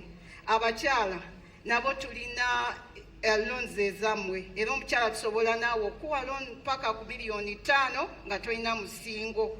Ate ekyanjawulo ku bakyala tukuwerako n'ebirala. Tulina emisomo, tukusomesa financial literacy, ne tukusomesa otereka otya, obudgeting otya, okola otya bizinesi yo nekulaakulana, ate weewola otya, omanaginga otya amabanja go. Ekizibu kye tulina abantu oluusi balowooza bwe weewola wano ne wali bw'ogaggawala, naye tukuyigiriza okwewola n'okusasula mu budde. Ate era tulina ne package y'abalimi. Abasinga wano mbalabye muli mu bya bulimi. Era omulimi tulina oba ng'oli mukyala era tulina package yo. Tukuwola ne tukwataganya abasinga abalimi obuzibu bwe mulina ensigo ebambi ate nga tolina katale. Katulina be tukolagana nabo ne tukunoonyeza ensigo ennungi ne tukufunira n'akatale nti bw'omala okungula already wabeerawo omuntu agenda okugulako. So tusuubira abakyala abasinga temulina ttaka, mugamba nyinza nti okujja mu banka sinza kwewola, ekyo kisoboka mu Equity. So tugezeeko olabe amagoba malungi nnyo, tetulina nnyo bukwakulizo kuba tumanyi nti omukyala talina nnyo misingo gy'amaanyi. Ate ne zino group tetuzibateekamu nnyo, yesobera ne group ne tubasomesezaamu, naye tetugamba nti buli lunaku tuwula kuba tumanyi byonoona obudde osasula wekka. Ate ekirala accounts zino Equity abasinga mutereka mu bubokisi, abaana ne babubba. Tukola tulina aba agents mu bitundu, osobola okukozesa essimu n'oweereza ssente zo ne zibeera nga ziri secure. So zezo programs zetulina ku bakyala. Omukyala asookera ddala wansi tumulina n'asembayo waggulu. So mbakubiriza mwegatte ku Equity. Ate era njagala okwebaza Mastercard etuyambye nnyo okwataganya ekintu ky'abavubuka ne Psfu ne bapartners baffe bangi muno nga Good Leisure Farm, mulimu bangi bonna bendabye bali wano. Tubeebaza, mwebale, era tubakubiriza temutya banka. Banka ze zigenda okujja, totya kwewola, naye mbasaba tubeere n'amazima. Bwe bakuwola beera n'amazima agasasula, kuba sente ezenkuwadde teziriiko musingo $5,000,000. Tewali agenda zikuba nga takuteredde mu magoba mangi, naye ze nkugamba kakadde leeterako $8,000. Bw'oba omulimi akakadde piriyodi yonna okaleeteramu $7,000 nga 7. So mbasaba mujju tenti yaffe eri wali, osobola okugulawo account onyiga *247 account n'ogigula. Twabidibye ebyo by'okujja n'osiba mu banka, osimbye layini, lunaku lunamba eri omwana akaaba enjala emuluma, omugulidde keeki biki. Ffe buli kimu osobola okikolera ku ssimu yo. Neyaze. Onosonyiwa mama ddamu banyiga staki, balina amasimu gaabwe banyige kati. Banyige *247# ogoberere endagiriro. *247# goberere endagiriro ogulewo account mu Equity Bank. Tweyanziza nnyo mama, tweyanzege. Omukyala Grace Nanyonga, founder Grana Fish. Nawe tubulireko munnange mu budakiika butono nnyo mama. Nange neyanza nnyo neyanzega omukisa guno. Amanya gange nze Grace Nanyonga mugishanye. Abasinga obungi bapita Fish Girl. Kubanga natandika okukalirira ebyennyanja nga ndi mwana muto. Kati lwaki nyambadde ne kano kakiti fawe yampeerera yanjija ku luguudo nga nkalirira enkoko. Nempeerera kati ndisiyo omujjuvu gwe mugenda okuwulira owaleero. Obugalo bannange. Kale musobola okwefunirayo kakiti wali ku mudaala gwaffe. Nze ndi wano okubagamba nti mutandike mpolampola. Natandika nga nkalirira ebyennyanja nga mbitambuza ku ssomero ng'abaana bansekera bagamba oyo Fish Girl agenda tukolera ki. Bwe weesimbawo n'obako obeeko mbuno prefect oyo omutwe gujjudde ebyennyanja gujjudde enkoko. Naye ndagamba bulira abakyala olwaleero ebyennyanja byange mukene wange ani mu leading supermarkets zonna. Zonna ndi wano wali yagula. Zesasula omusolo era bino ebya ifirisi byagenda okujja. Nga bamentazi bange bali boolabako wali. Lady Cheers, Honorable Sekitoreke customer wange oyo. Okitegeera. Leisure Good Farm, tweyita amanya ga bizinesi zaffe. Naye baŋŋamba ng'ekintu kimu naye gwe kafishi galo twagala ove mu ezo kilaasi ez'okutambuza ebyennyanja bamama navaayo dda mu ezo kilaasi kati ndi eri waggulu abaana mwenna abali wano mbasaba muve ku ebyo byempulira mbu covid bino covid embuto mugende musome nze nakalirira enkoko n'ensoma fawejje yandabira nange n'ensitula gwe omwana ali wano abanakusitula banakusangawa banakusanga mu woodi ezaala muveeyo baleme balimbalimba mutandike bizinensi zammwe ate ekintu ky'omanyi mutwe ekintu ky'oyinza okukola obulungi nze ayogera nammwe bwe twabeera nekyogamu wano nze nali omu ku abo baspeakers emunyonyo nga young investor in Uganda naye nga sebo ntudde n'abanene kati naye kati ndi munene waddala luli nali muto nga ntudde n'abanene kati ndi mukulu ate ndi munene okitegeera kakati abaana abali wano njagala mube banene mwena beeri maaso private sector mwebale kutuwa eno platform nze nvudde kiyindi nnyabo okakasa okujja wano eruweero kumwala ekiyindi bebi mmanyiyo nakubirayo endongo nze mbeera ne kamuke n'akalungi nsuubira buli omu ali wano ajja kgenda ne kamuke n'akawoomu era osobola okumekeddako ate mukyuga mubatugamba tulye nnyo ebyennyanja ne mukene nzija nze mbireese wano tolina kugenda eri ekiyindi ne mu supermarket oyinza okuba eriwala naye mbuleese wano musobola okulyako nze ayogera nammwe nafuuka inspirational speaker ne mu White House mu Washington DC mbaddeyo nenjogera nga young investor in Uganda naye nali ku luguudo nga nkalirira kiki na nkoko otegedde abawala abali wano nali mwana muto myaka 12 naye sinalabawo abato nnyo kale mbalabyeko naye abasinga muli bakulukulu mutandike mwongeremu bwongezi amaanyi byonna byemukola bitambule kubangiraba wano n'abaguzi babyesunze naye omutindo kikulu nnyo mukene yalinga abeera nga mu buveera granafish mukene abeera mu tins anyirira osobola okutambula naye osobola omulirako ne mu mmotokayo omutindo kikulu nnyo mu byonna byemukola oba mwagala okubeera abanene nga fishi gaalo wano tosobola mulaba nti munene ng'atannayogera bw'ayogera omulabira ddala ne Mr. Google sa amumanyi kale abaana abali ku ssomero mwebale kujja first of all naye mugambeko ne bannammwe abatali wano nze ntambudde amawanga ngenze mu Addis Ababa African Union Youth Division nkoze emirimu mingi UN Women ndi regional mentor naye ku myaka ki sinawezana naye kwana ndoza nja kuba ndi kirala nnyo tofaayo kakati batanga abali eyo sisobola kubeera kazindaalo kano forever naye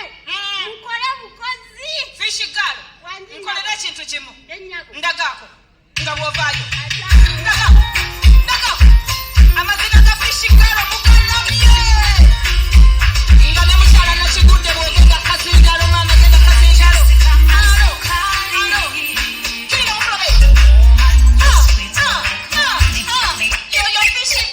wetuwulire maama nsonga ya byennyanja na mukene tusanyusa okulaba maama mukyala nakigudde nawe tubuuliremu nze emboozi yange yatandika bweti nakulira ku kyalo ewaffe ng'abawala tebasoma abasinga tebasoma bafuna embuto ne bagenda ne bafuuka bamaama ng'abasinga okusoma balenzi naye era nabo nga tebasoma nnyo kati nga gwe omuwala eyeekaka n'osoma bakoogera ku kyalo basobole okujja ku mulamwa mbulaba beefuula abasoma naye baloza ne basoma bagenda mu gulubo fe abatasomye fe abagenda osigala ku nsi kizibu ndaba naye bamala okusoma bakomawo ku kyalo ne batutunuulira mbuwa emirimu gyabula mu Uganda temuli mirimu kyokka beefuula abasomye kati omwaka we gwatuka ogwa 2021 ne maliza okusoma gwali gwakuna naye naakamala okusoma mu wiiki gye balina okuntikiriramu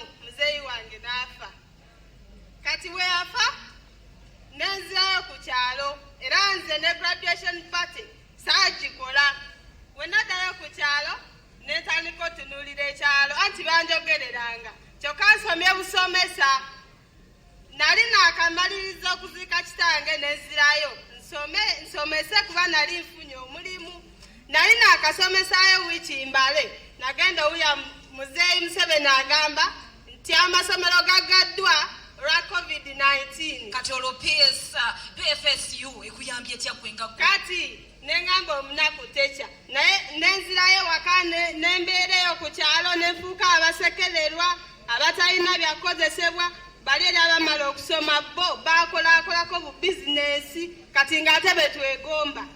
Nali ndi awo nga mukwano gwange ajjanga ŋŋamba waliwo ekibiina bakiyita Recycle Global kikaza ffene nanansi miyembe naŋŋamba naye osobola okujja n'oyingirako kirina partnership ne Psfu osobola okujja n'otandika okukaza kati neswa neŋŋenda baali bakoze ekibiina nga bakiyita Sanyuka Women's Group neŋŋenda nange nenyingiramu netandika osokola ffene naye era ne batandika okunsokerera mbu yasoma naye musokozi wa ffene bampita ffene omusokozi nyini bakwata mu masanda kati wano wendi nagenda natandika osokola ffene wange nga ekyo ekibiina kikubibwa abazungu babitwala ebweru ne batuwa akatale babitwala ebweru ne babitunda ne bampa ssente wendi nasobola okwegulirayo kati obugoye negulirayo obugoye nenegulirayo nesimu kati era akabije nabisobola oli muzadde olina abaana? Sinnazaala. Ki ekirala kyofunyemu? Kyenfunyemu nasobola sevingayo sente nenkolawo ka bizinesi kange. Kati kwegamba gwe bosi wo? Kati nze bosi ledi. Gwe bali basekerera owa ffene? Omusokozi wa ffene. Aga Katonda mumukubira mu ngalo tweyanziza nnyo tweyanzege. DJ mpa emmere y'amatu abakyala bano nga bagenda tweyanziza ebigambo ebyo ebirungi bye batuwadde.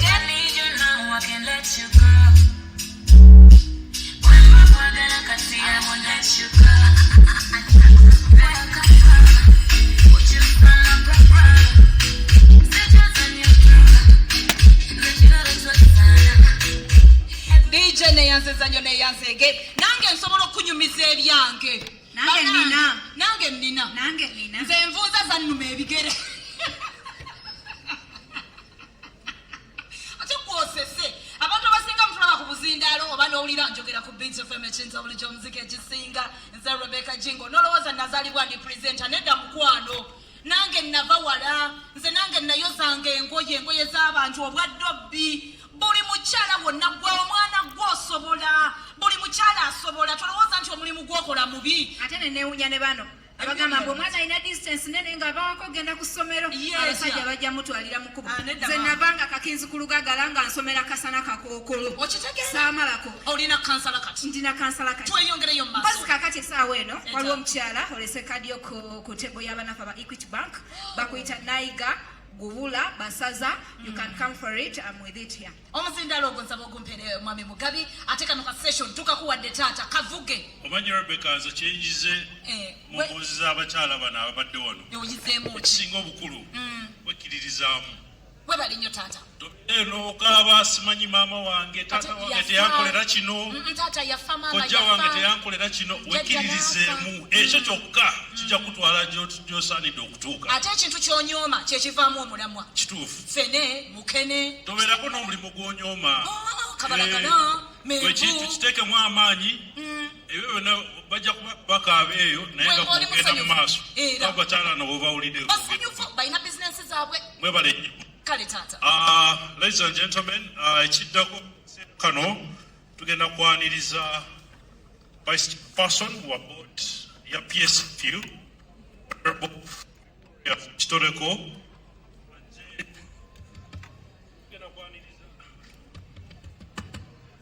Sound please. Twagala okwaniriza the Honorable Victoria Sekitoleko ajjayogereko gye tuli era nga tuwaayo essomo oba giyite a keynote address nga yakwata ku private sector business opportunities for women and girls oba opportunities eziriwo oba buyambisi obuliwo business obugenda eri abawala n'abakyala. Join me in welcoming the Honorable Victoria, please. Obugalo.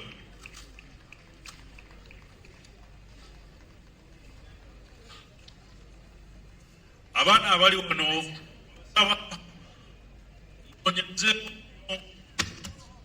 I know that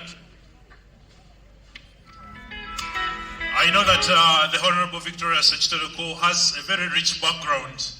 Era mbakubiriza mwenna munoonyerezeeko ku bintu byakoledde eggwanga lino. Mujja bimanya era n'ekitiibwa kye tumuwa jakukiriza nti kyekyo. Maama tukwaniriza nnyo and it's a pleasure for us okuyiga okuva gy'oli. Amina. Honorable.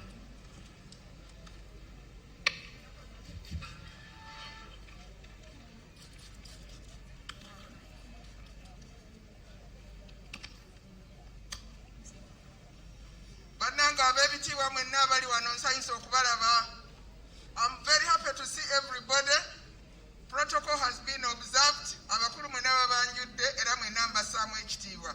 All of you distinguished people have been introduced and I respect all of you, but I'll go straight to my point.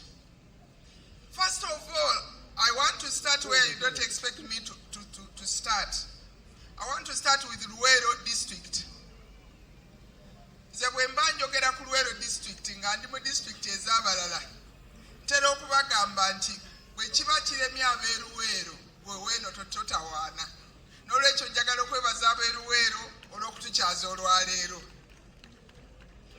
Ekyokubiri, njagala okwebaza abantu b'eruweero. Buli ali wano ng'oli w'eruweero kano kako.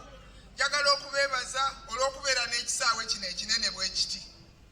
Ekyo njagadde ekisookereko lwa nsonga nti saagala kibulire muzanva. Njagala okwebaza disitulikiti y'e Luweero olw'okubeera n'ekisaawe ekinene bwe kiti.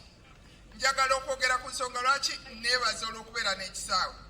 Bwe twagamba nti twagala tusinkane Luweero, ab'eruweero bw'oba olina eddiiro eddungi teweeralikira nti omugenyi ajja. Ab'eruweero bagamba afe ekisaawe weekiri mujja ddi. Tewaaliwo nti ate katugende tulabe ate kino ate kiri. N'olwekyo njagala okwebaza abantu b'e Luweero olw'obutabeera babbi ne mutabba ttaka lya kisaawe kyammwe, ekisaawe kyammwe ne kiba nti kikyaliwo. Nkakasa Bulemeezi Lulero yawangula omupiira mwali mulina ke mulinawo kuba disitulikiti ezimu teriiyo bisaawe bya mupiira. Kati ekimu ku bireetedde abakyala n'abawala okubeera emabega kwe kuba nti tetulina ttaka. Ekireetedde disitulikiti ezimu okuba nti njavu kuba nti tebalina ttaka lya disitulikiti. Kati ekintu kino kunze kikulu nnyo kuba amadisitulikiti mangi. Buli we ŋŋenda nsooka kubuuza ekisaawe kya wano kiri luddawa tyafe tetulina. Konze abaana abammwe bazannyirako wa. Kuba kati okusoma tukukyusizza, abaana bayiga ne bayiga n'ebirala. Naddala abaana abawala twagala babeere n'amaanyi, twagala bayige buli kimu. Kaakati mmwe ab'eruweero ekisaawe kyammwe mwe kirina. Mbadde mbasaba mu buli ngeri yonna musabe gavumenti ekole etteeka erigamba nti ekintu ng'ekisaawe ky'e Kasana Luweero kakibe ki abazzukulu n'abaana b'abazzukulu tukole amateeka nga tosobola kukeera nkya n'ogamba nti nze mukasa kitoleka ekisaawe nkiguze ng'okiguze kwani. Nsaba ffenna tugoberere ekintu ekyo tukakase nti Buganda Land Board etukolera etteeka erikifuula ekivve okutwala ettaka erikozesebwa abantu bonna. Ne Uganda Government nayo eteekerewo ddala amateeka amakakali nga kyakivve okuva eri n'ogamba mbugwe bakuguziza Nakivubo, mbugwe bakuguziza Kasana Luweero ekisaawe. Ekyo kyensabye abantu b'e Luweero. Kaakati kanzire mu Luzungu njogere with the rest of Uganda. Today, as we all know, we are celebrating Women's Day. And I, as Victoria Secretary, having participated in the first Women's Day celebrated here in Uganda in 1986, it really is an emotional moment for me.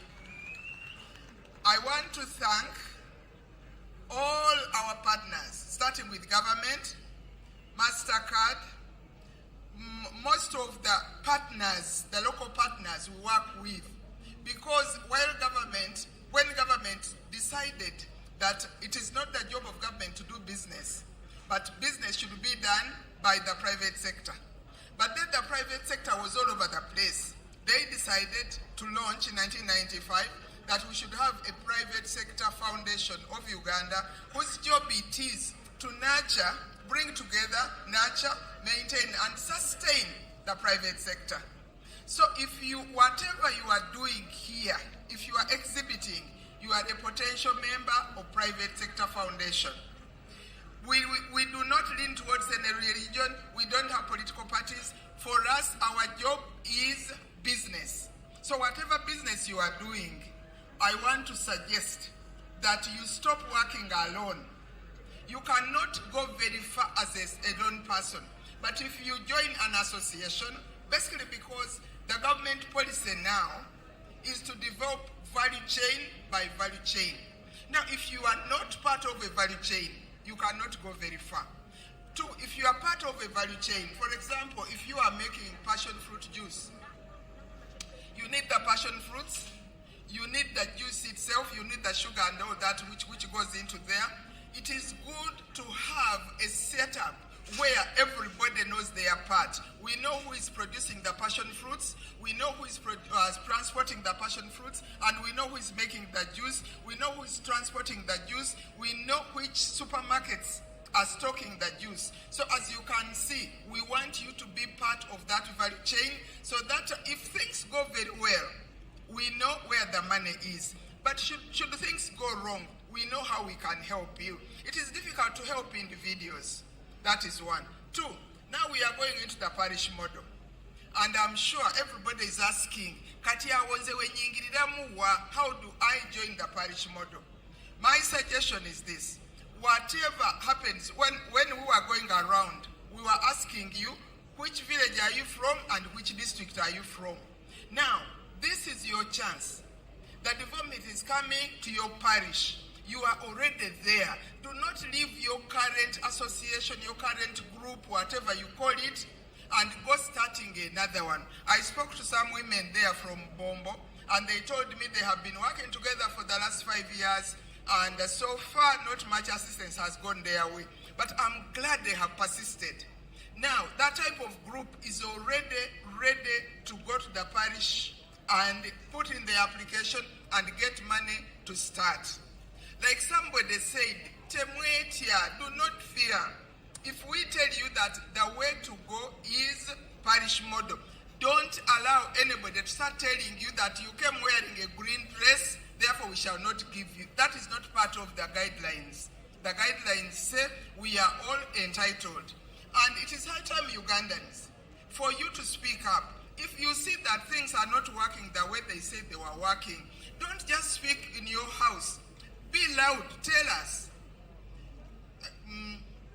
Finally, I want to thank our other partners like Equity Bank. I don't know if everybody was listening when Equity Bank was talking. For me, I'm a former banker and I like bankers. So when she was talking, I was really listening.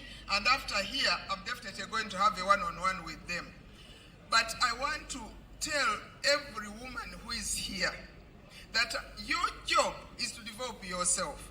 So if somebody like Equity Bank comes and stands here and says, here is my back, you climb on it so that you can get where you want to get. At least go there and knock. Don't just say, for us who are poor, for abantu bawansi, Equity Bank ebyo tebigikwatako. Akugambye nti ajja kuwola n'ento n'azigaba.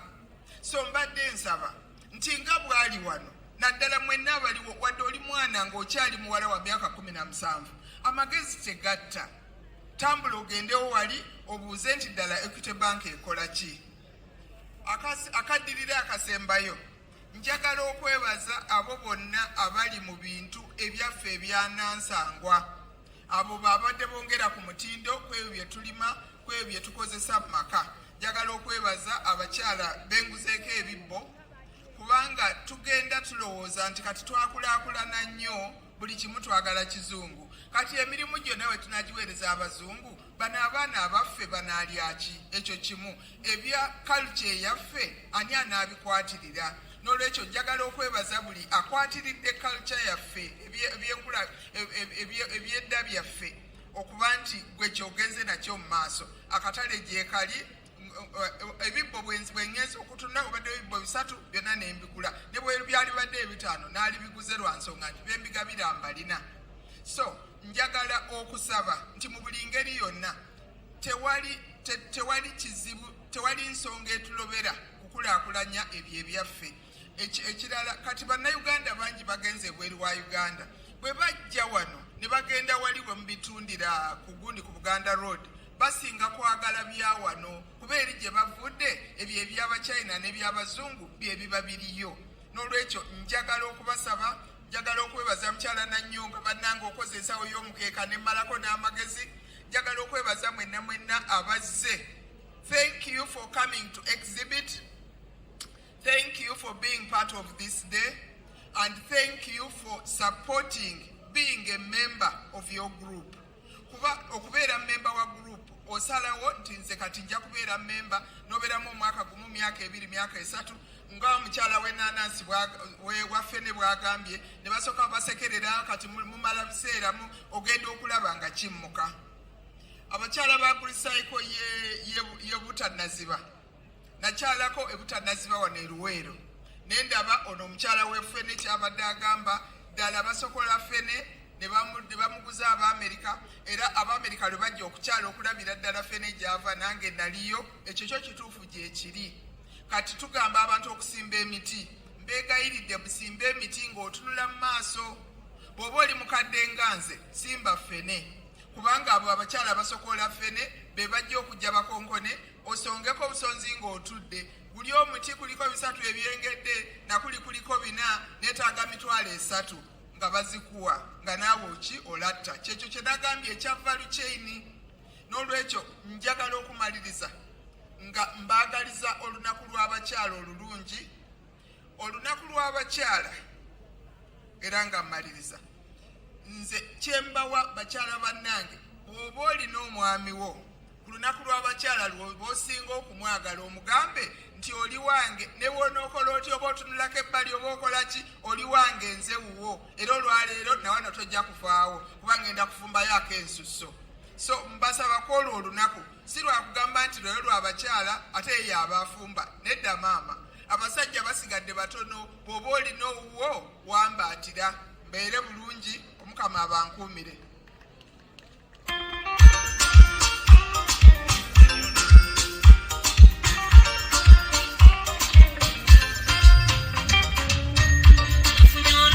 Okay. A round of applause for the Honorable Victoria Sechitoroko there. Tuyaziza nnyo mama olw'obubaka obwo obulungi ennyo. Ladies and gentlemen, mu kaseera kano njagala okwaniriza abakungu babiri nga kuliko Dr. Gudula Basaza, Executive Director wa Gidi Leisure Farm, and Miss Barbara Kasekende, Head of Advisory at the Uganda Development Bank. Bajje nabo babeereko bye batugamba mu ngeri y'okulaba nti abakyala n'abawala babeera era beenyigira mu bya business. Dr. Gudula and Mrs. Barbara Kasekende, please, it will be an honor to have you here so we can talk about this, and the women and the girls who are here listening in so they can benefit from this.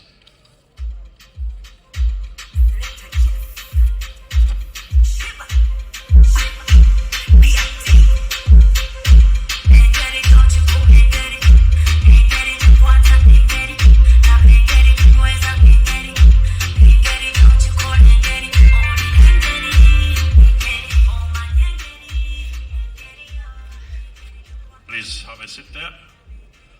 You're most welcome, Sir Senor Baraba.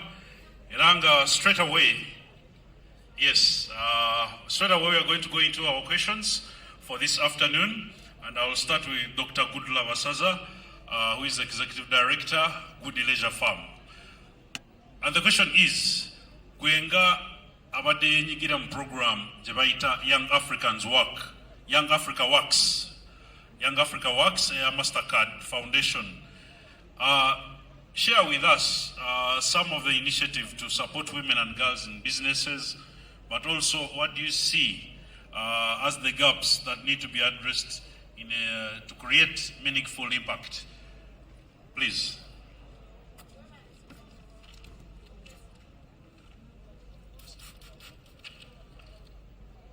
Mwebale nnyo okumpa omukisa guno. Njagala kusooka kwebaza aba Private Sector Foundation abatugasa wamu ffenna abaagala abavubuka abaagala abakyala. Tutambudde ne program ya Young Africa Works eya Mastercard Foundation okumala emyaka 2 nga tutuuse mu district 22 nga ne Luweero mweri. Mu Luweero muno tuli mu parishes 18 nga tutambudde n'abavubuka 7 ku 10 bakyala. Abavubuka abo basoma ate ne baddayo ne basomesa abalala. Ekyenjawulo ekiriwo kiri nti nga Honorable Victoria bw'ayogedde abavubuka bano bali mu value chain linkage. Tulina abavubuka abakola emmere y'ebisolo, abalunda enkoko nga bagula emmere y'abali abakola emmere y'ebisolo, abafuna obutale, abatunda nga nannyo nga babatunda ku kkubo, abasiika, abafryinga, tulina abatransportinga, ate ne tuba naawo abalabirira ebyobulamu bwaffe nga omuvubuka waffe wakiwogoza ali mu medicinal and aromatic plants. Kituyambye nnyo okulabika tuorganizinga value chain. Bw'organizinga value chain kiyamba akatale okwefuna kokka. Buli muvubuka akatale amanyi gye kali, amanyi gwagulako, amanyi ne gwagenda okutunda. Ekyokubiri tukoze nnyo omulimu gwe tuyita digital inclusion. Nze bampita Professor Goodla Nayiga Basaza, nze muntu ayasooka mu Uganda okusoma PhD mu bya computer. Kinsanyusa nnyo okulaba nti abavubuka baffe beefunudde ekifo mu digital space. N'osanga nga muvubuka ayina website, ayina Facebook account, wasobola okutundira ebintu bye. Ffe tufunye omukisa tuzze wano olwaleero tulabye ebintu ebirungi. Naye singa tetuli wano tunaamanya tutya ekintu ky'omuntu oyo nti gye kiri. Tujja kugenda ku Mr. Gugosa tunoonye omuntu, tunoonye grana fish, bwe tumusangawo nga tumutegeeza ng'atuleetera. So ekigambo ky'abavubuka okwenyigira mu digital inclusion kintu kikulu nnyo. Ekyokusatu kyenjagala okukubiriza abavubuka kigambo kya financial inclusion. Okwenyigira mu katale k'essente. Tusevinge. Savinga weewole okule, osavinge weewole okule, osavinge. Kubanga nemba ne economy weeri bw'otereka ssente zo bavubuka bano ne bazikozesa naawe ofuna amagoba nga gw'okyalowooza ku projekiti yo bavubuka banno basobola okugikozesa. So ebintu ebyo bisatu bikulu nnyo mu ebyo bitukoze. Naye ebitusuumooza kyandibadde nga ki? Nga tonagenda eyo oyogedde ku kintu kya value chain. Njagala abantu baffe bakitegeere. Tizo batandisewo ka business nga ekola wine. Nti kyengula kaŋŋambe ye nanasi. Value chain eyo ya wine eyo okubeera final product. Opportunities kyez'enjawulo eziriwo. Njagala abantu baffe bano bakitegeere olwaleero. Twogera ku kigambo kya value chain, ffe abakivuddemu ffe tumaze emyaka 12 nga tuli mu value chain linkage. Ate omugaso gwakyo twagulaba nnyo mu biseera bya COVID. Okumanya muntu ki akusuplyinga kyonna ky'oyagala mu layini yo, olujegerero olutambula lutya. Mwabalaba enkoko ku kkubo, enkoko eyo yalyako kasooli, yalyako soyabiini, waliwo omuntu ayagirima, waliwo ayagikaza, waliwo ayagimiringa, waliwo ayagipaakinga, waliwo ayagiteeka ku transport n'agireeta kaduuka ako kogulako emmere. Kaakati enkoko emaze okukula, waliwo omuntu atwala enkoko eyo n'agituusa mu katale oba Kaleerwe oba wano Kasana. Omuntu oyo ali mu value chain yaffe. Ate waliwo n'agijjawo n'agyokya n'agitwala mu woteeri n'agibeekinga n'agisiika ku kkubo. Ali mu value chain yo. Kaakati abantu abo bw'oba nga tobeeyunzeeko bulungi n'obategeera tojja kumanya ekyonoonye akatale ko. Gw'oyinza okubeera omulimi ng'oliyo n'oganze seefiirayo okumanya ebigenda mu katale baba bitambuzizza batya. Naye oyo wa bodaboda akutwalira enkoko yo singa gitutte bubi neeyonooneka ne mu katale tetundibwa. Ate singa ogikoze bubi n'otagiriisa bulungi n'oyo abadde agitunda erinnya liba lifudde, ffenna tuba tuvudde mu katale. So value chain eyo lujegere tutambulirako, buli omu awe munne, buli omu awe munne ne kikuyamba. Ate ekintu kye twagalira ddala value chain, gwe ng'omuvubuka gy'okuma okubeera mu value chain tobeera tokwataganya bingi mulundi gumu. Singa gw'osazeewo nti nze nja kulima kasooli, nunde enkoko, njokye, ngitunde gw'omuntu omu, essente ezo z'otadde mu risk ziba nnyingi. Naye bw'obeera mu value chain buli omu akwatirako munne. so bwe tuba tunagenda okwewola ssente owa Equity Bank oba owa DFC oba owani tetugenda kwewola ssente nnyingi buli omu yeewola value chain ye ate nga value chain yo ogikoze nnyimpi gwewa kasooli wa myezi 3 gwewa enkoko wa wiiki 5 gwewa transport wa lunaku okusinga gwe okweteeka mu muguwa gw'amabanja amawanvu w'olimalira okutundira kasooli enkoko ate ogyokye bagirye ateekomewo gy'emyezi 6 mu kifo kiwandikoze omwezi ogugumu ne bano n'obawa chansi bafune ku ssente. Thank you so much. Ate nekyendabye doctor nti value chain mulimu emirimu mingi nnyo nti enkoko gy'olya at last eba ekwatiddwako abantu bangi mu value chain ate nga bonna byemirimu gyabwe bafunyemu mu mirimu gyabwe mu different value chain mwe bali so kiba kikulu nnyo abantu baffe bano olwaleero okutegeera nti products ze batunuulira wano olwaleero ku stall buli product eri wano erina value chain so kiba kikulu nnyo gwe n'otunuulira nti kati ono akola wine ono akola crafts kiki enyinza omusupplyinga nyingiriramu wa nange nsobole okufuna nawe obeere part of the economy. Thank you so much doctor for that guidance. Miss Barbara ova mu bank eya Uganda ey'enkulaakulana oba gye tuyita Uganda Development Bank. Yes, sir. Tuweeko experience ekwata ku bakyala n'abawala mu ngeri y'okulaba nti batwala opportunities era ne beenyigira mu business. Mwe bank mukikoze mutya era muwabula mutya abakyala n'abawala? Weebale nnyo ssebo. Njagala nnyo okusooka okwebaza abatukuŋŋaanyiza wano olwaleero. Nze ng'omukyala okulaba bizinesi z'abakyala n'abawala abato olwaleero goosebumps simanyi nga bwe bakiyita mu Luganda olutikotiko era Private Sector Foundation in partnership ne Mastercard mwebale nnyo okutukuŋŋaanya ffenna awamu okusobola okulaba ki kye tuli ng'abakyala ki kye tusobola okukola. Kati nga banka enkulu nga bwe gwagyogedde Uganda Development Bank ebintu bye tulina bingi.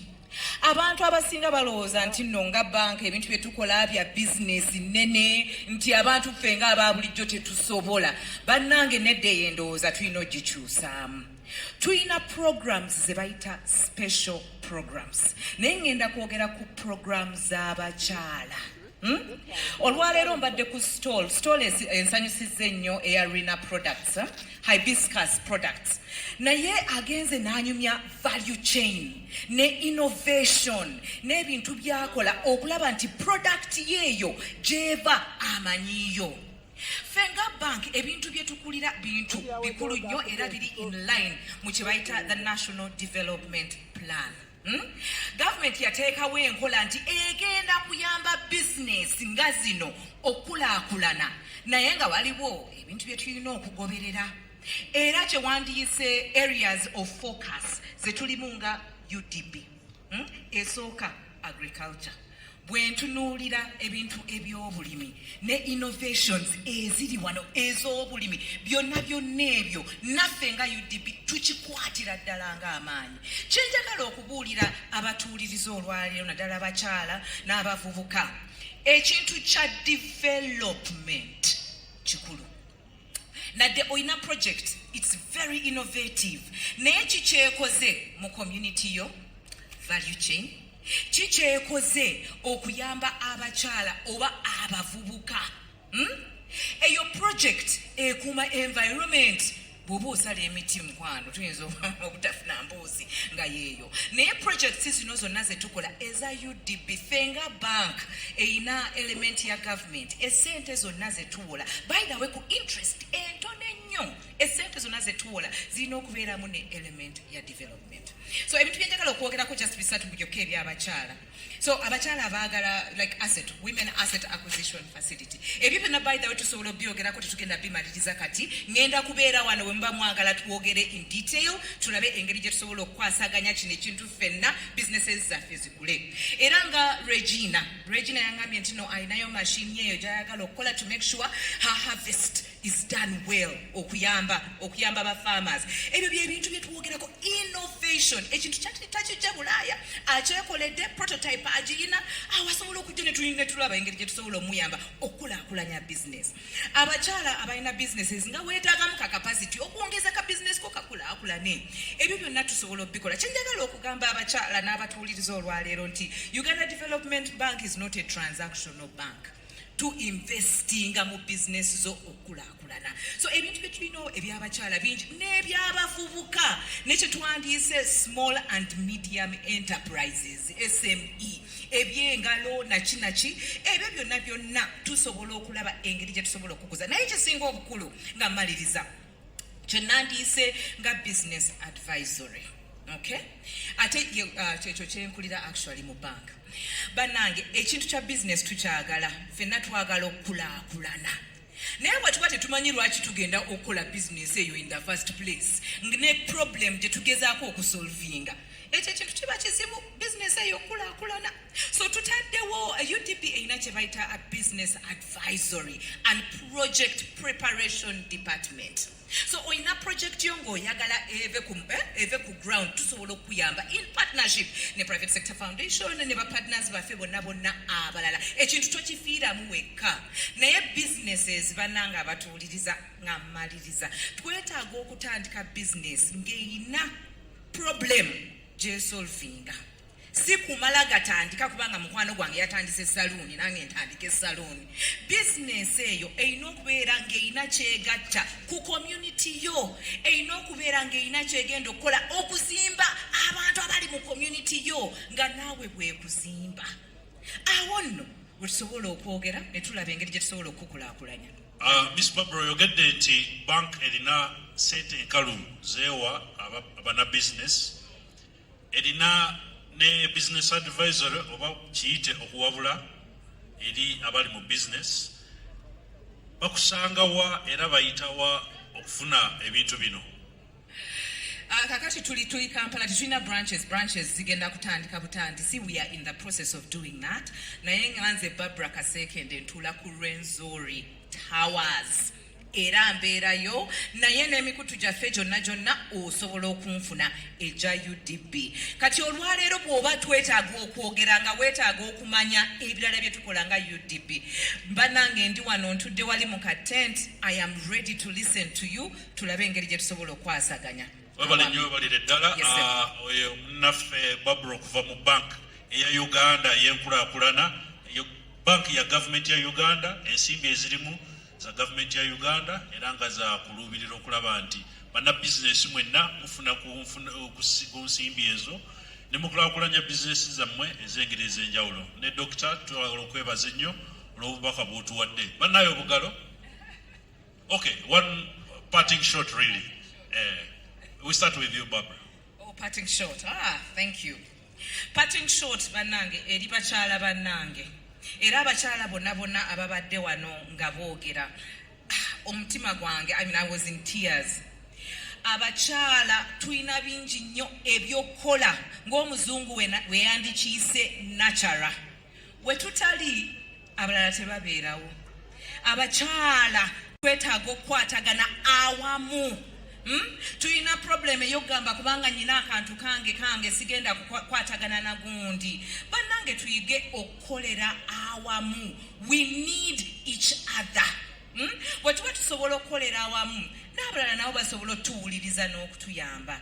Nange wendi nava wala era wano wentuuse, my journey has been quite long. Naye nkimanyi singa saayina omuntu gwe yandiise menta oba mukyala munnange ambulirira ekyokukola ng'ebintu bigaanye nandibadde siri wendi. Tukwatagane wamu, tukolere wamu, tumanye nti no matter what happens we can do it kubanga tusobola, because ng'omuzungu wagamba we are worthy, and because of us Uganda is the country that it is. Okay, Doctor, please. Katale kika. Webale nnyo okuddamu okumpa omukisa guno. Njagala kubulira abakyala n'abavubuka abali wano. Olumu twagambanga nti abakola business tebaasoma, naye mbeegayirye tunyiikire okusoma business ze tukolamu.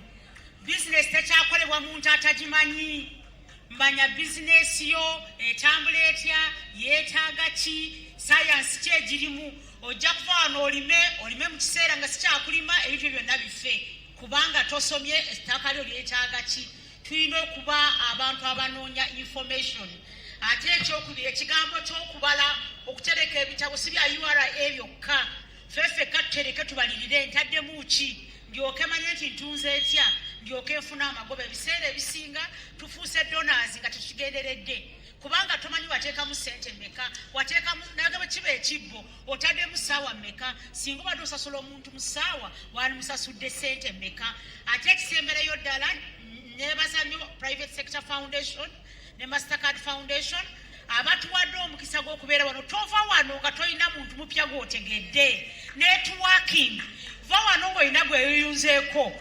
naakusaplayinga ki onansaplayinga ki nyinza okutambulira ku gwe kyetuyita cross selling nyinza okuba nga ntunda byennyanja naye nga nsobola okutunda akaboko netuteekamu ebyennyanja ebyo okubitundiramu naye bw'onaasigala ng'oyimiridde ku mudaala gwo oyimiridde ne gwewaze naye oyo olwedde omumanyi funa private sector tuletedde abantu bangi tuyitemu tuconnectinge tufune networks ezinaatutambuza okutuza mu maaso oba ezinaatuchallenginga gw'obadde opaakinga bintu byo mu kantuntu naye katolabye packaging ennungi eya kofi otuuse ku nnukafe olaba nga bwebapaakinga waliwo hane gyendabye nga omuntu abuuza nti eva bweru teva bweru naffe tusobola okukola ebintu ebyo naye baako kyoyize omukolo guno baguseetinga baguteekamu ssente nnyingi okutuyigiriza okutugulawo amaaso tovaawo wano nga toyina kyoyize kwongera ku mutindo gw'ebyo byobadde okola mwebale nnyo mwebalire ddala webale nnyo mwebalire ddala bannaaye obugalo olw'abakungu bano ababiri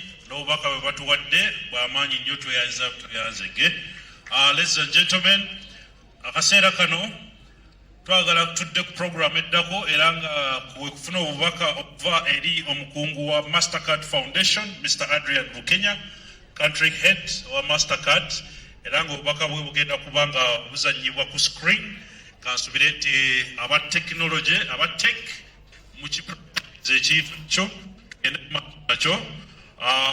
in the meantime nyinti ne RDC wali otuwa obubaka obusembayo nga tetunaggalawo engeri ya speeches naye nga mumanye nti akatale kakyagenda mu maaso bwe tuba tumaliriza Rebecca Jingo wali bajja kuba batujamulamu n'abakungu abalala bonna be twaleese okulaba nti ebyessanyu nabyo tutambuliza wamu awo. Obubaka bwa Mr. Adrian Bukenya, is it ready?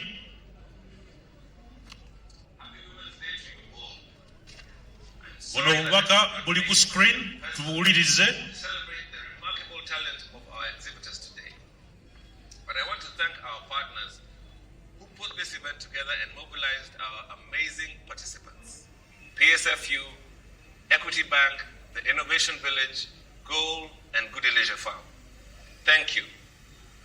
To our exhibitors, today is your day, and the future is yours too. At the foundation, we truly believe that.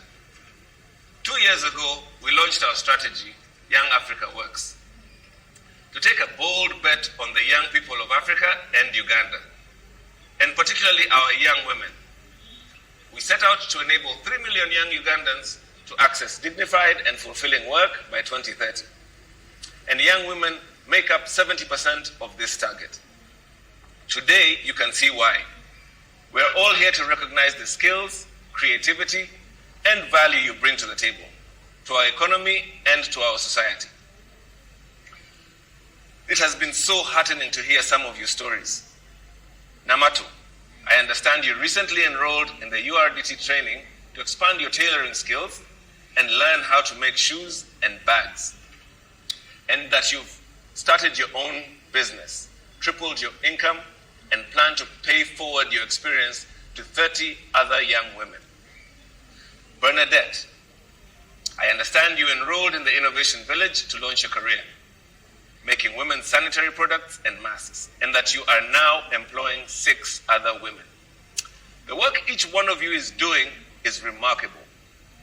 It's catalytic, and it is a reminder of why this year's Women's Day theme is so important. is no way to build a sustainable future without you. In Uganda, we have one of the highest proportions of women-owned businesses anywhere in the world. Now, we must do more to ensure young women have access to the tools, skills, and support they need to drive transformation. The foundation is committed to doing that in multiple ways. By enabling access to education, financial services, business development support, and markets for young women. Just last week, we launched a $20 million fund with FSD Uganda that will shorten the recovery process of youth and women-owned businesses that employ and sustain the livelihoods of millions of Ugandans. The fund will directly secure 100,000 at-risk jobs while enabling 150,000 additional opportunities for dignified and fulfilling work for young people. And I encourage all our exhibitors to explore the funding opportunity. But at the end of the day, it is up to all of us to ensure that young women and men have the support they need to drive change in their communities and contribute to our economy as equals. We need to work with intentionality, urgency, and at scale to enable systems-level changes that will catalyze opportunities for young women in Uganda and, in fact, the continent. You have our commitment to do our part alongside you all. Thank you. A round of applause, ladies and gentlemen. Obugalo eri Mr. Adrian Bukenya akulira ekitongole kya Mastercard mu Uganda. Obadde obubaka bwe tasobodde twegattako wano naye twebaza technology olw'otuwa obusobozi obwo. Mu kaseera kano munzikirize twanirize omukungu era nga ali ku board eya Private Sector Foundation. Private Sector Foundation ngawe mumanyi kitongole kikolaganira wamu ne sectors ez'enjawulo oba ebitundu ebya business ebyenjawulo ng'omwo mwe muli ne creative industry. Creative industry mwe muli abayimbi, aba arts bonna bagwomo. So board member akiikirira creative industry ku lukiiko olwo olwa Private Sector Foundation y'omwami Daniel Kazibwe era nga ali wano naffe. Erinnya lye mumanyi ennyo ye Ragadi. So bannaye tukube ku ngalo nga twaniriza mwami Ragadi atuweeyo ka sampling kamu bubiri tugende mu maaso nga RDC tanajja wano okuggalawo obutongole.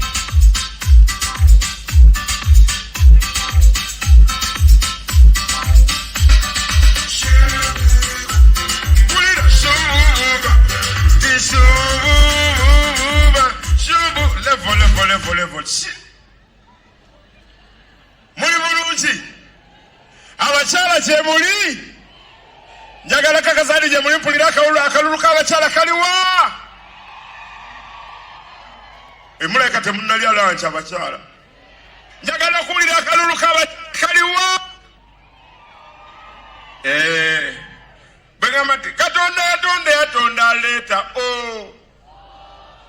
akomukamaze ndigida ngambye mbawe nga muddamu nti tuwe begambye bawe kakati banaye ndi musanyufu kubeera wano ndi wano mu bitiibwa bya mirundi mingi ndi wano nga jjajja w'abayimbi ndi wano nga board member wa Psfu ndi wano nga omuntu amanyi value y'omukyala kuba nina omukyala.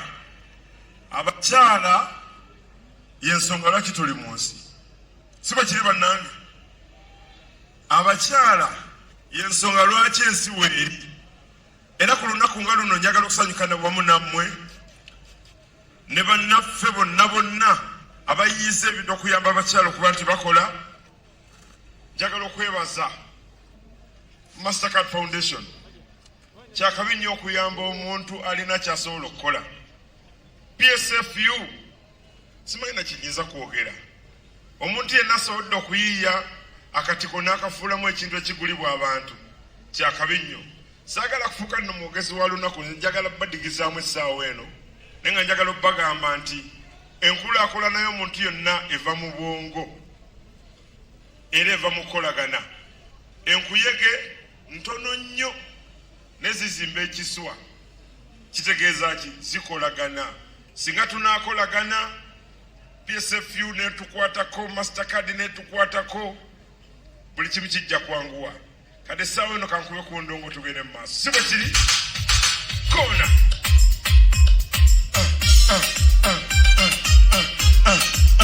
wuliraawo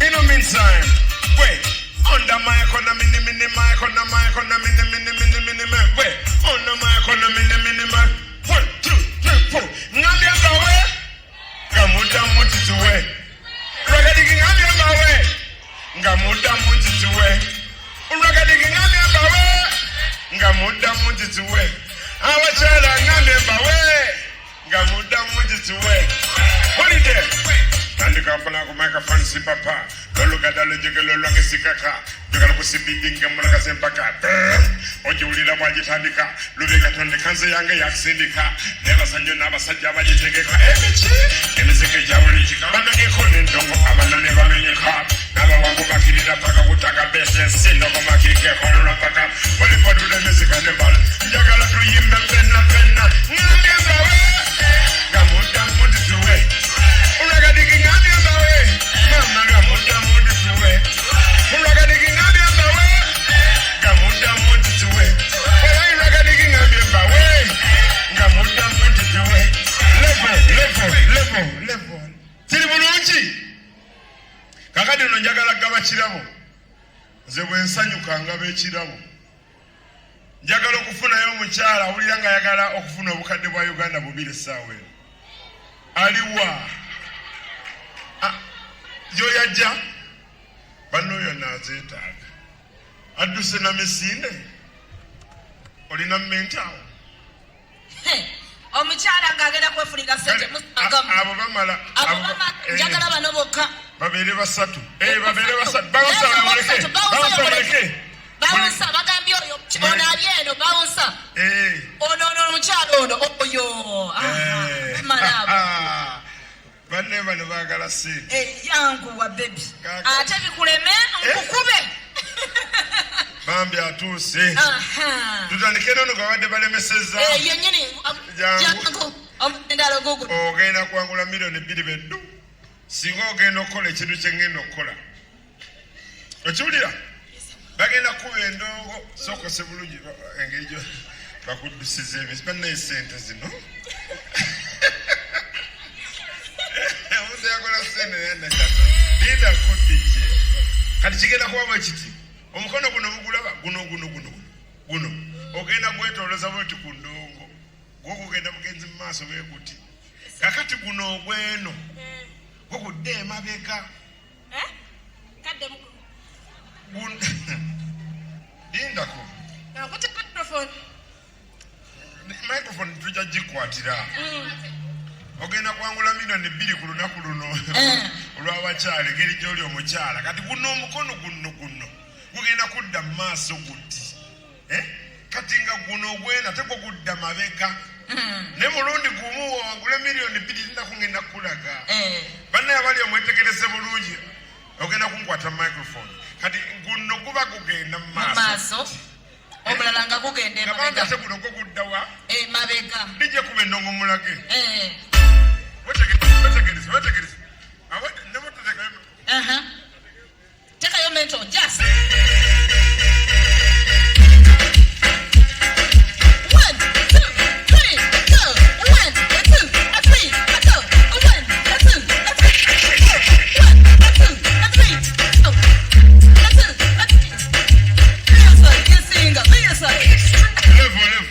wetegereze bulungi milioni 2 luno olw'abakyala bakyala tuwekulaakulanye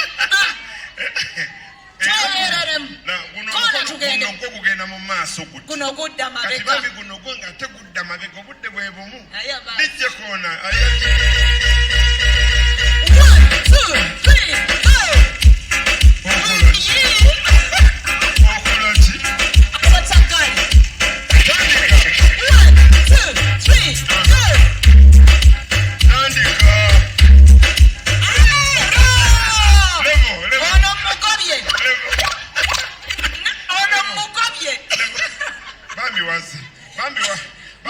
emisinde notuuka wano akanda emikono gyo gijjo gwoganye nakamiti obwavu buva mu mutwe guba mu mutwe oyo agende jjajja nesikiti katufune maama ali mugulire gwe tukugobye mu bitiibwa ku lunaku luno olw'abakyala tulina kozesa bwongo akati gwe ate togenda kobboli kyakoze gwe ngenda kuwa kyangu nnyo muwe kike beera nga nanyini wa mastercard foundation okutte ku lubuto lubooti bwewetolooza booti wetolooze kati guno omukono guno omulago gubeere nga gukuba bukubi kati guno gujja kuba gwetolooza guti nga guno gukuba kati guno ogukuba weguvaayo nga gudda ku lubuto nga gwetolooza tokuba ku lubuto tokuba ku ki ku lubuto okyetegereza guno gwetolooza guno gukuba kwata microphone kona endongo mulage kona deje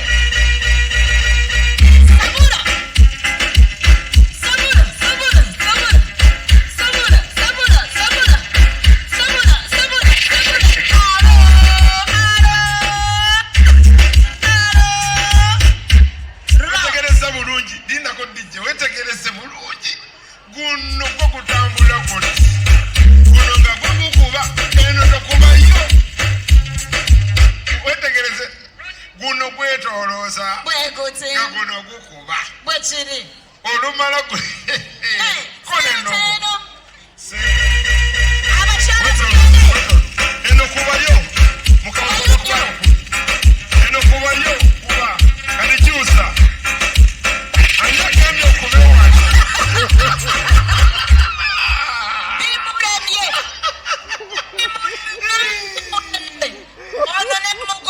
kale naye nagenda toletewo okusatu omuntu abagamba nti munnabitone nga muddawo musaaga banetune bannabitone tuli basibu nnyo bannange akati gwe kyogenda okukola ogenda kukola kintu kyangu nnyo ogenda kwogera bwogezi ngenda kwongerako obukadde bubiri n'essaawa yange yabbeeyi jjajja wandigiwadde nze jangu osooka wuli ani naye ayambadde essaawa nnungi newulira obuzito obuli awo oli mu kiro MC kanjikutte jjajja is over a lot of money kakati kiduwe kiti yetabbu nzirise kati ekyagenda okukola essaawa kegiri ekumiwera nakyo kituufu kubeera nkimanyi abasinga tebasobola bintu bino ati kyagenda okukola kyangu nnyo agenda kukola bwati skibidibidibai skibidibidibo skibidibidibabadaba skibidibidibo temugaana tekati mumugaana kyono yakibya essente n'essaawa owulira wulira kankikuddiremu wuliriza ntuwulira gamba skibidibidibai skibidibidibo skibidibidibabadaba skibidibidibo kati ate ngaogenda kwogera ku sipiidi wetu okusobola okuwangula milioni 2 n'essaawa tokola omukono bwoti tonyenya omutwe skibidibidibabadaba skibidibidibo ng'otutte sente n'essaawa temukiwula nti kiwoomyawo kiddemu jjajja kiddemu kumujjajja wulira andi mbadde mutwalire empola empola kiwulirize bulungi skibidibidibai skibidibidibo skibidibidibabadaba skibidibidibo akati munkukoogera omukono gwo togukola booti tonyenya omutwe obeere ng'omuntu aza okunoonya obukadde obubiri obwobwereere ogambe oga nti skibidibidibai skibidibidibo skibidibidibabadaba skibidibidibo ng'otutte sente sabula tugende maama kuliko ekidongo tekuli sabula skidibidibidibo skidibidibadaba sente zaagalwa katonda wange aya tugezezaako ayiteku madala mpolampola kale wegobe weka dijjeko nakayimba kaddakawo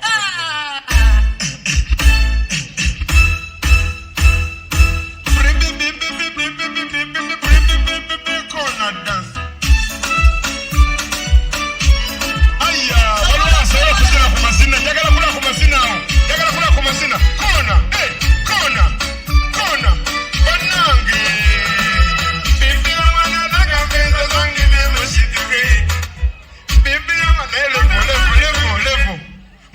kuzina mazina mwagala okwangula ebirabo njagala nfuna abazinyi banaawo awo bana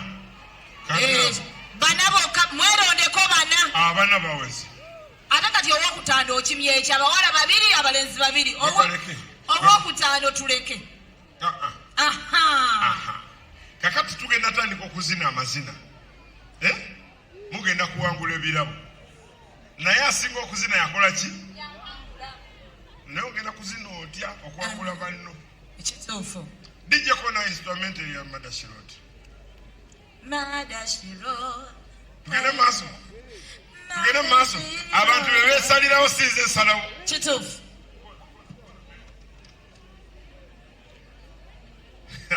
kati ate olya nakapapula onozina otya nga olina akapapula ne mujje wano abantu babalabe bulungi mujje wano uyite wali mpolampola todduka misindi mpolampola twagala kulaba asinga olunaku luno lubeere nga luli memorable buli mwalo jjukire agambe nti banne olunaku lw'abakyalo olwo waliwo omusajja yazina amazina nasinga mwanguweeko baswiti mwangu obudde butulekawo baleke bawusa baleke bajje kona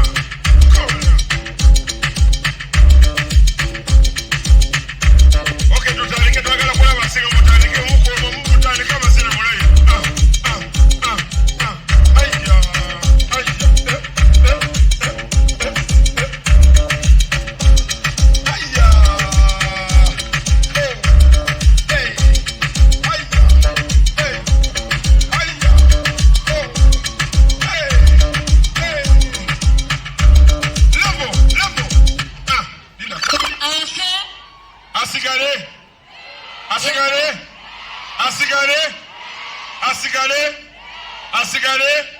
asigale bamugobye bameka bamugobye kanabe mikono tata musiramu yitaawo awo wennyini asigale abatayagala asigale kanabe mikono waggulu naye baba walana nedda nzijukidde olunaku lwabakyala yitawali ayiye kati tulina abantu 2 nnyo ne banna kati tunabisala tutya batandike lumu oba batandike omu ku omu lumu dijja sabula tugenda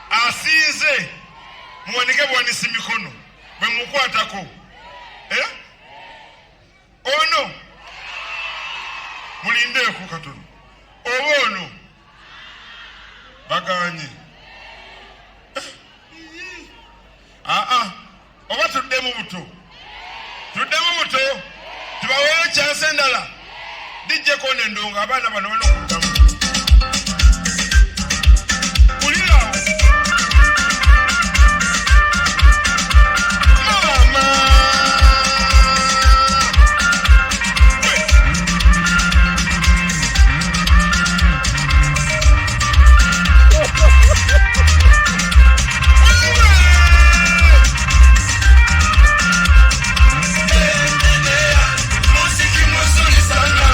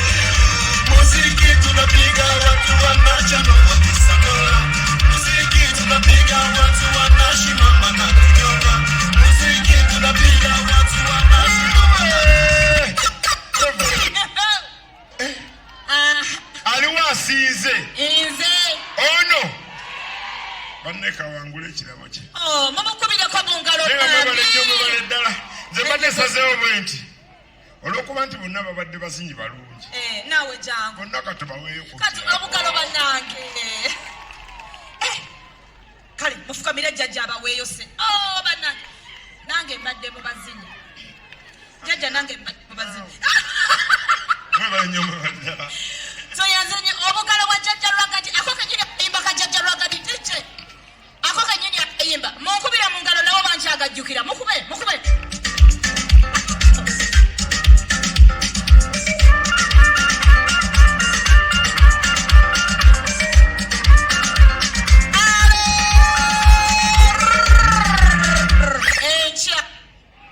Very good. Mwebale nnyo mwebale ddala. Tutuuse ku komerero ya speeches. Era nga mu kaseera kano muzikirize nyalize amyuka district chairperson we Luweero, the Honorable Nakamya Christine, ajje atuwa obubaka obusembayo era nga obubaka obwo abutuwa on behalf of the RDC. Tumukubire mu ngalo chairperson ng'ajja okwogerako gye tuli era nga kwe kugenda okubeera okwogera okusembayo gye tuli. Oluvaawo tugenda cacyancamu ng'akatale we katambula, abayimbi tukyalina bangi. Rebecca Jingo mwennyini tannatusampolingamu, akaseera ke kajja.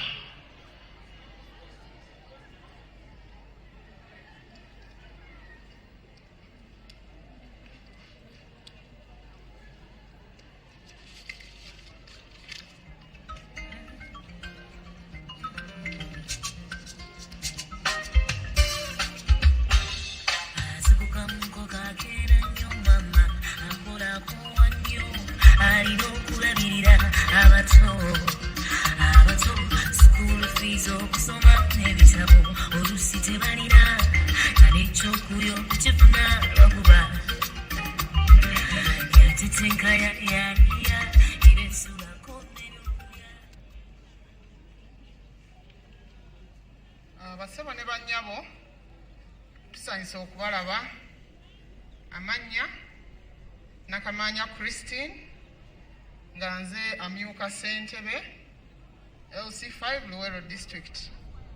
Naye ku mukono gwange wano mpise ne chairperson Women Council, badde nsaba mu bugambo butono nnyo ababuuzeeko tufune omukisa okuwulira gyali kubanga lunaku lw'abakyala n'abaana abawala. Neyanziza nnyo amannya Jimia Musa Senkanja nga nze nantebe w'obukiiko bw'abakyala mu Luweero District.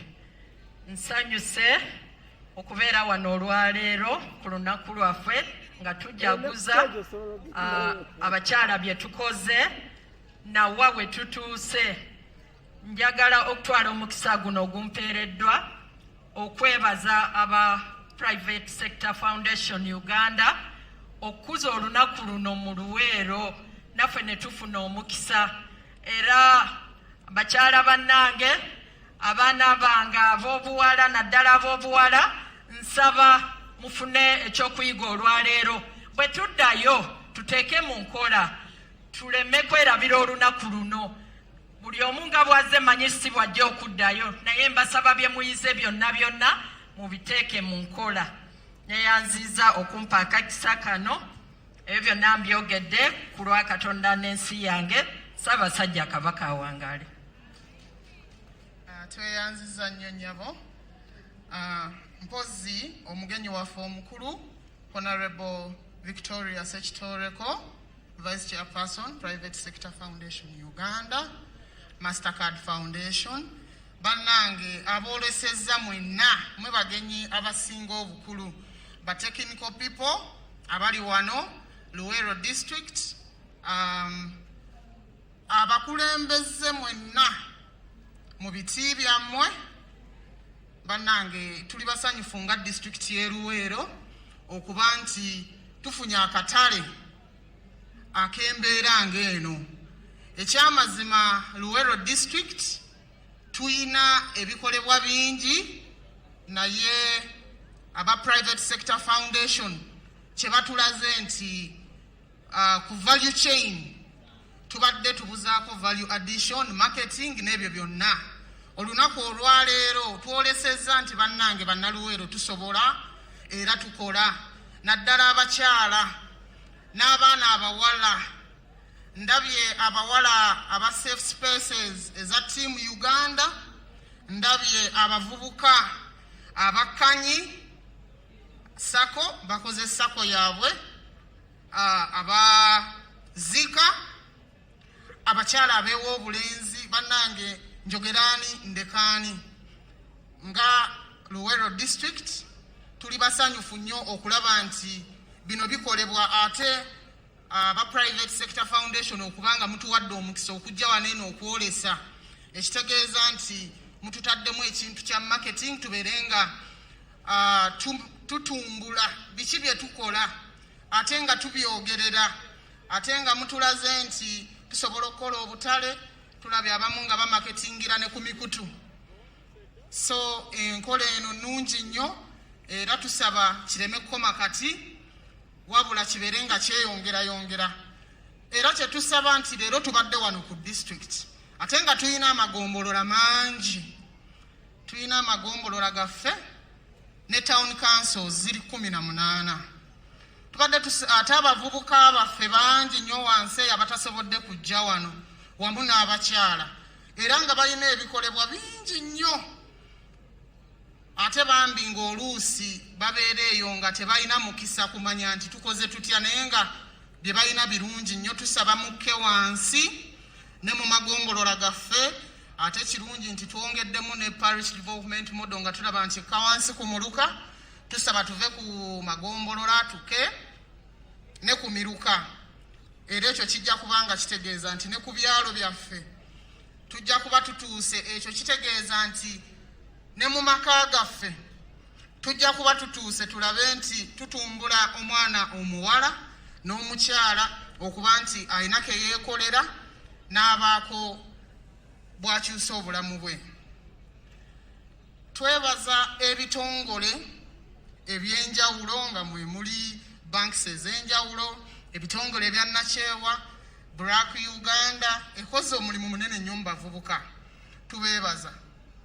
twebaza Equity Bank ebadde ensaale nnyo okulaba nti abavubuka babangulwa mu bigambo byenfuna wamu n'amabanka amalala kyesirabye Post Bank nayo etukolera nnyo mu bavubuka tubeebaza tumanyi nti buli we tujja ne tukwataganyiza wamu ate tufuna amagezi ag'enjawulo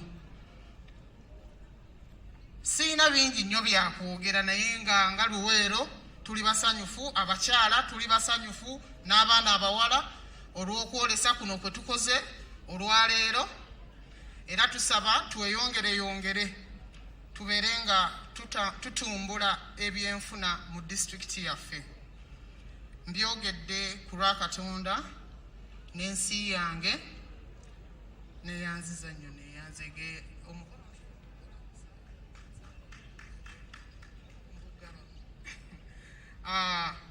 ntwala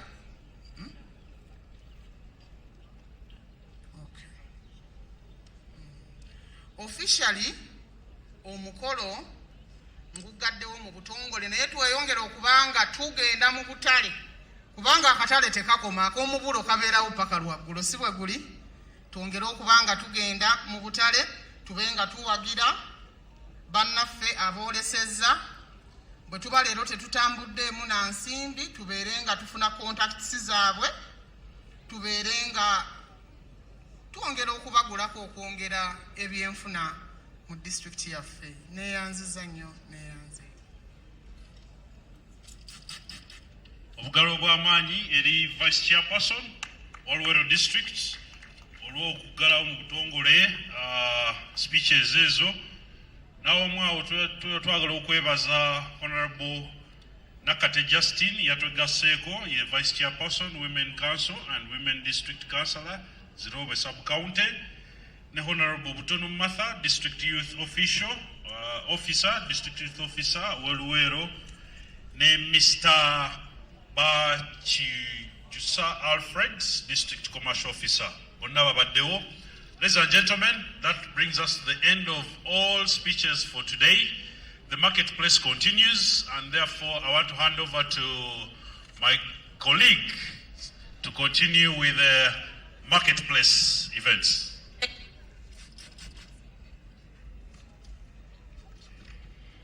Kale kati tugenda musawa ya mudigido si kyekyo kikubireko mu ngalo tugenda kudigidamu ne wano mbigo byewe ebibadde wano supaisi dachi ngambye supaisi dachi ate nno nina DJ wano DJ mukyala leero olunaku lwaffe lw'abakyala abakyala njagala kalulu nga kamaanyi nnyo wallahi ako tekamala tekaleeta muntu abako n'endongo nammwe twagala okwebaza abakwano baffe abasobodde otuleeta wano ne tusobola okubaako bye tuyiga buli muddala kuliko ekyokuyiga muganda wange omukyala tobeereyo n'ogamba nti osobola kwewola ssente tulina banaffe aba Equity Bank tulina DFCU otandikira kantu katono nnyo n'ofunamu abaana batandikira mu bikuta bya kaawa ndabye wano obutiko ndabye wano kawayini wali eri ndabye buli kimu nga kirungi kati gwe omwana tewenyooma ne kwegyo emyaka osobola okutandika abakyala tulina okusigala nga tuli ku ntikko ngambye nti abakyala ludda wa ku ntikko abakyala mukidde mutusigala ludda wa ku ntikko ekyo kikubireko mu ngalo mu dakiika nennyini njagala DJ omukyala nkulindeko DJ sonna bakwetegeka ejangu tunyumyemu kanyumyemu ne DJ omukyalo nambulire yatandika ddi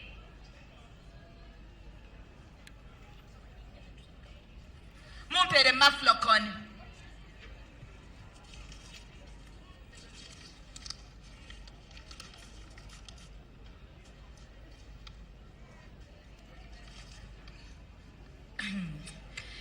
no DJ buza ku bantu DJ mjate wetya abakyala tetwenyooma mukama yatuwa ekitone era ddala DJ Shira wangi ogamba otya bebe bannaye ndi bulungi wakitandika otya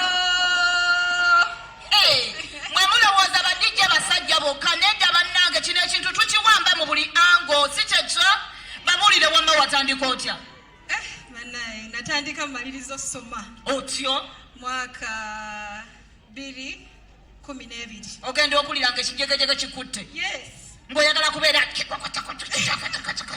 kubanga era mu Uganda tulina batini era muli batini era tuli batini abaana mwe abawala mutwegatteko tubeere badijja abawera era tulina ne academy eri luddawa eri Kisasi bagiyita Gong DJ Academy yenze mukyala eyakasooka okuvaayo nendako y'abakyala bokka nedda buli omu ayikkirizibwa okujja n'omwana omuto w'emyaka 10 okakasa kana amazina mugayinamu running money abaana babulira abakyala bagambe kisoboka bannaye oba olina ekirooto tewali kigaana nze I am living evidence wangi maama nti eno industry mujjuddemu abasajja naye kati ffe tuzze kuteekawo standard ndala nti omukyala naye asobola okikola kituufu ate nakikolera ddala n'okubasinga nnyo tubasinga mu byonna olaba kati tuvuga taxi laba nnono enaku zino abakazi tuvuga taxi abasajja babeera beemola nga abakazi tuzikwatamu giya ng'ogisimbula ng'ogamba bannange ngenda Luweero nakasongola bulabula kati simanyi wa bulenzi ogenda mmeka osaaga gwe olaba ne pikipiki tuzivuga twala wa nti ngenda wa obulenzi wali eri ku network nga mbadde manyi okugaba ku mazzi wanje bape ku mazzi nyweko njogera nnyo DJ Teresa gwe abantu mwateeseteese ndeetendete